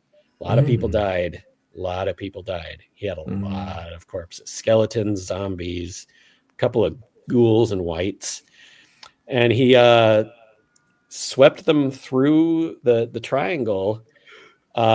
We all thought he was going, the main force looked like it was going to Fintonpire. So all like the triangle druids, and she points at Delta, and the triangle rangers all gathered there. We sent a bunch of our town's guard down to help protect that town. He had a secondary army that no one knew about that he personally led towards what was then, it was called Fitfell Falls was the name of this town. And we had just sent a lot of our town guard away. Not that it would have mattered. There were so many undead. He would have overrun our town. And then out of nowhere, Gregory shows up. And he started screaming about how he would not allow anyone to harm this town. And he just started disintegrating all these skeletons and zombies. Like, it was incredible. He like almost single-handedly laid waste to the entire horde. And then the necromancer showed up in person, and he and Gregory dueled. And Gregory was somehow able to take away the necromancer's magic, distracted long enough for me to come up and stab him through the heart. So after that, all the remaining undead just Mm. fell apart. But And my a lot of people died. A lot of the town got really, really messed up. And Gregory, he got beat to shit too. He was in pretty rough shape. Fighting a necromancer, he got pounded on by skeletons and all sorts of nasty things. That's very interesting. But the one thing that I really wanted to consider is ready, set, go. And Jack starts running. Oh yeah, she totally books it off after you, and Devok books it off after you as well. He said marathon.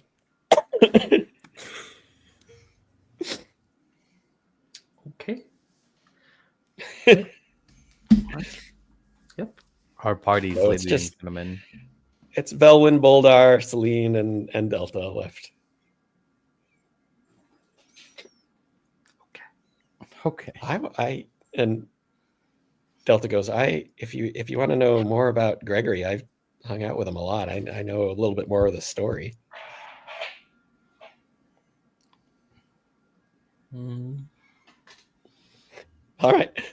I'm looking at Boldar. So Gregory, after the necromancer was killed, Gregory was taken into the town. They were so grateful that he saved them that they took him in. They, he healed really fast. It turned out that the mayor of this town was one of the people who died in the attack. And so the town had an election, and Gregory was a write-in. He didn't have a name then yet, though.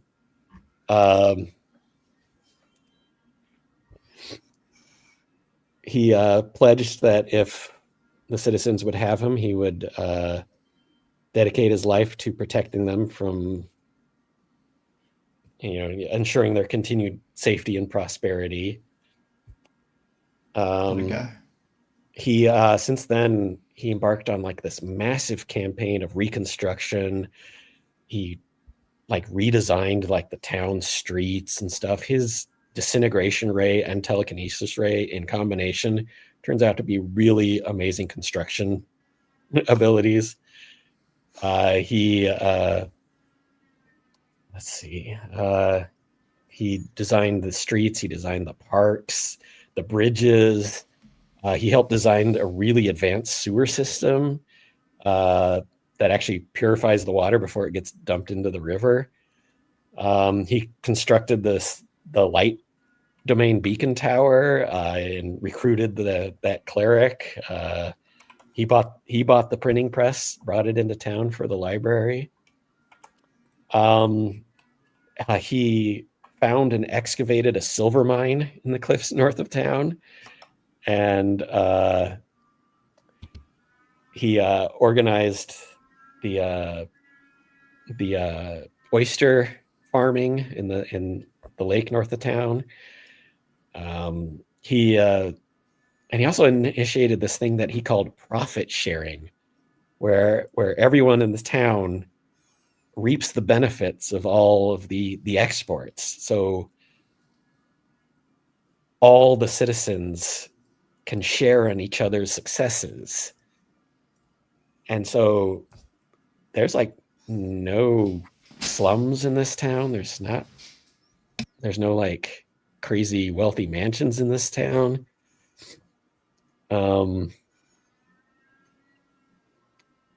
Everyone's kind of treated as equals, and he's universally beloved. Everyone in this town, he's done so much for this town. Everyone loves him. The town has almost doubled in size in the last 2 years. It's a huh? I think it's about 4,000 people now.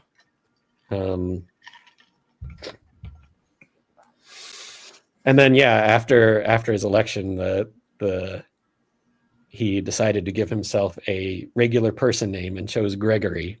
And then the town, as a way to kind of humor him almost, to let him rename the town whatever he wanted, and he chose Gregory, and then Gregory Falls in Lake Gregory. The river's still the Fitfell River. Where did the name Gregory come from? He said it sounded like a regular, normal person name. Wow. He pulled it out of a hat, and that was the okay. Fair enough. What did he have? Nobody else running for mayor after the previous? There were a couple of people who decided to run for mayor, but nobody really voted for them. Everyone wrote in. Okay. Well, at the time he wasn't Gregory. They wrote in I person. Stuff like that. Giant eyeball. Giant eyeball, things like that. Does Gregory have any family? He's never talked about family with me. So I don't know. Honestly, it seems like he thinks of the entire town as his family. Like, he celebrates every birth. He mourns every death, and he knows every single person in this town. He knows their name. He knows their job. He knows the names of their children, their families.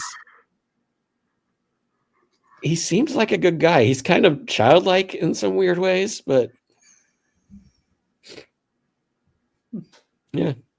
One more thing.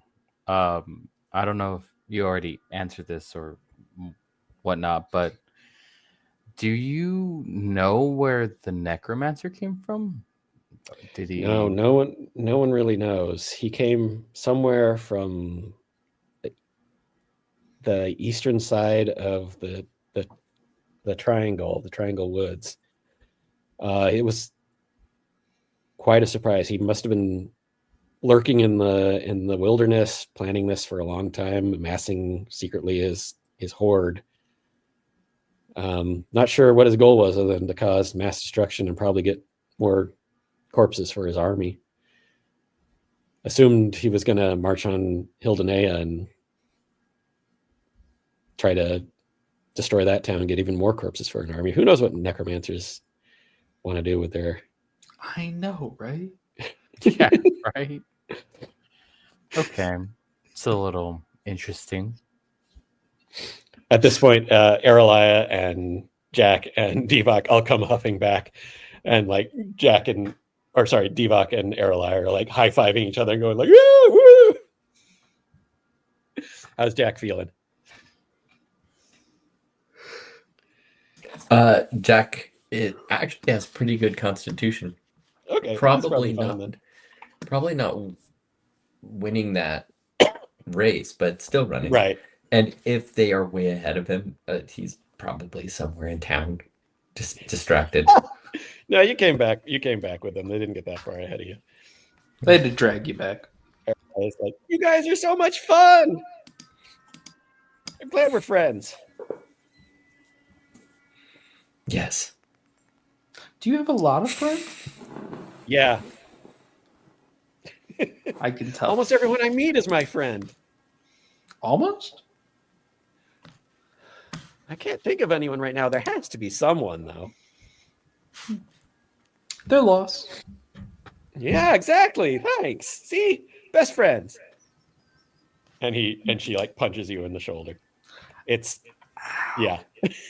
she's got guns. This seems to happen a lot to your characters. Yeah. It's like I play fucking wizards nonstop. Eventually, the day winds down. You guys head back to your inn. Everyone meets you there. Clancy and Leaf and Lenny and Raina. So anything anyone wants to do before we take a long rest one more time before this expedition heads south of town to try to find everyone's missing peoples? Mm-hmm. Jack is done. Actually, now I'll ask Gregory that later. Oh yeah, Gregory's not here. He Yeah. doesn't show back up right now. He'll be there in the morning. So, you guys take another long rest. And the morning is much similar to the one before, but you wake up a little bit earlier. You have breakfast as dawn is cracking. You finish breakfast. Dawn is early. It's like 5 o'clock something at this time of year. Damn. I actually have a calendar. Hold on a second. I'm a nerd. Hell yeah.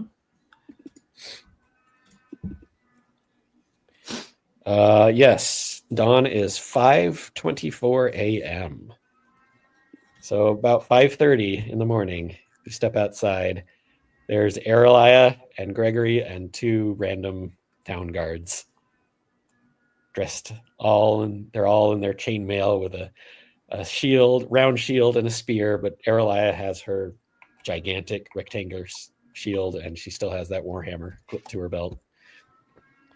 The shield, her shield is very pretty. It has like all this filigree on it, and it has down the middle of it, it has an arrow, like from a bow and arrow, but no bow, just an arrow like etched onto it.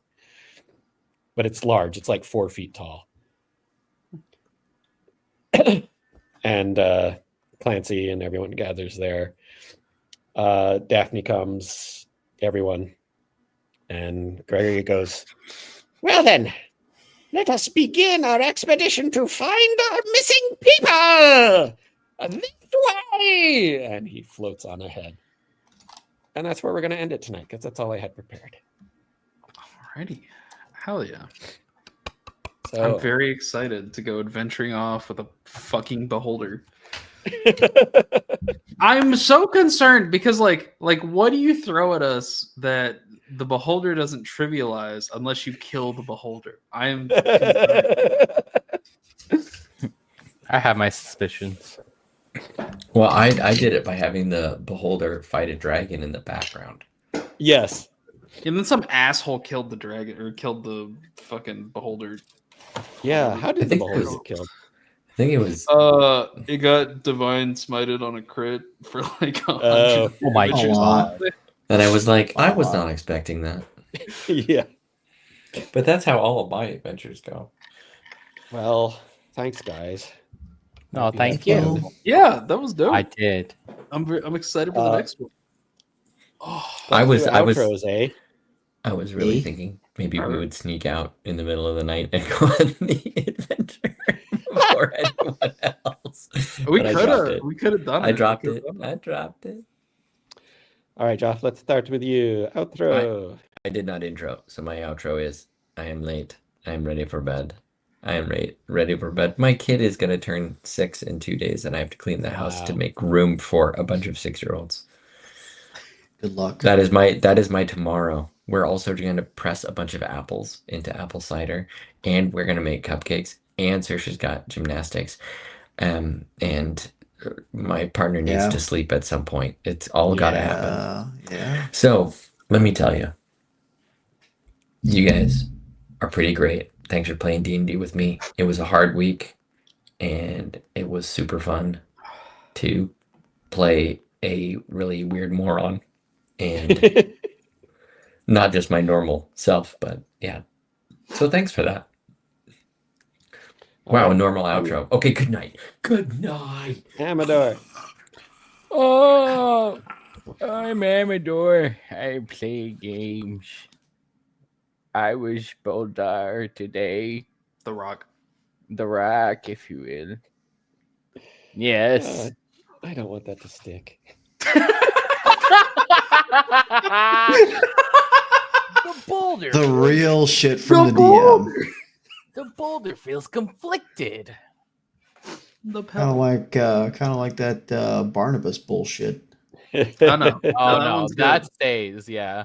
That one's good. Dragon/Tony.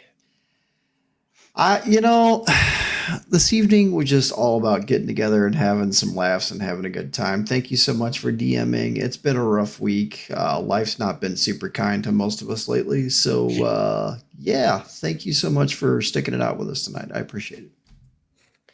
And Dakota/Shiro. Yeah, I've been Dakota or Shiro. I play Velwyn, the thing. Game The is Fishmaster. dope. We appreciate Chris. Is fun game. Is fun game.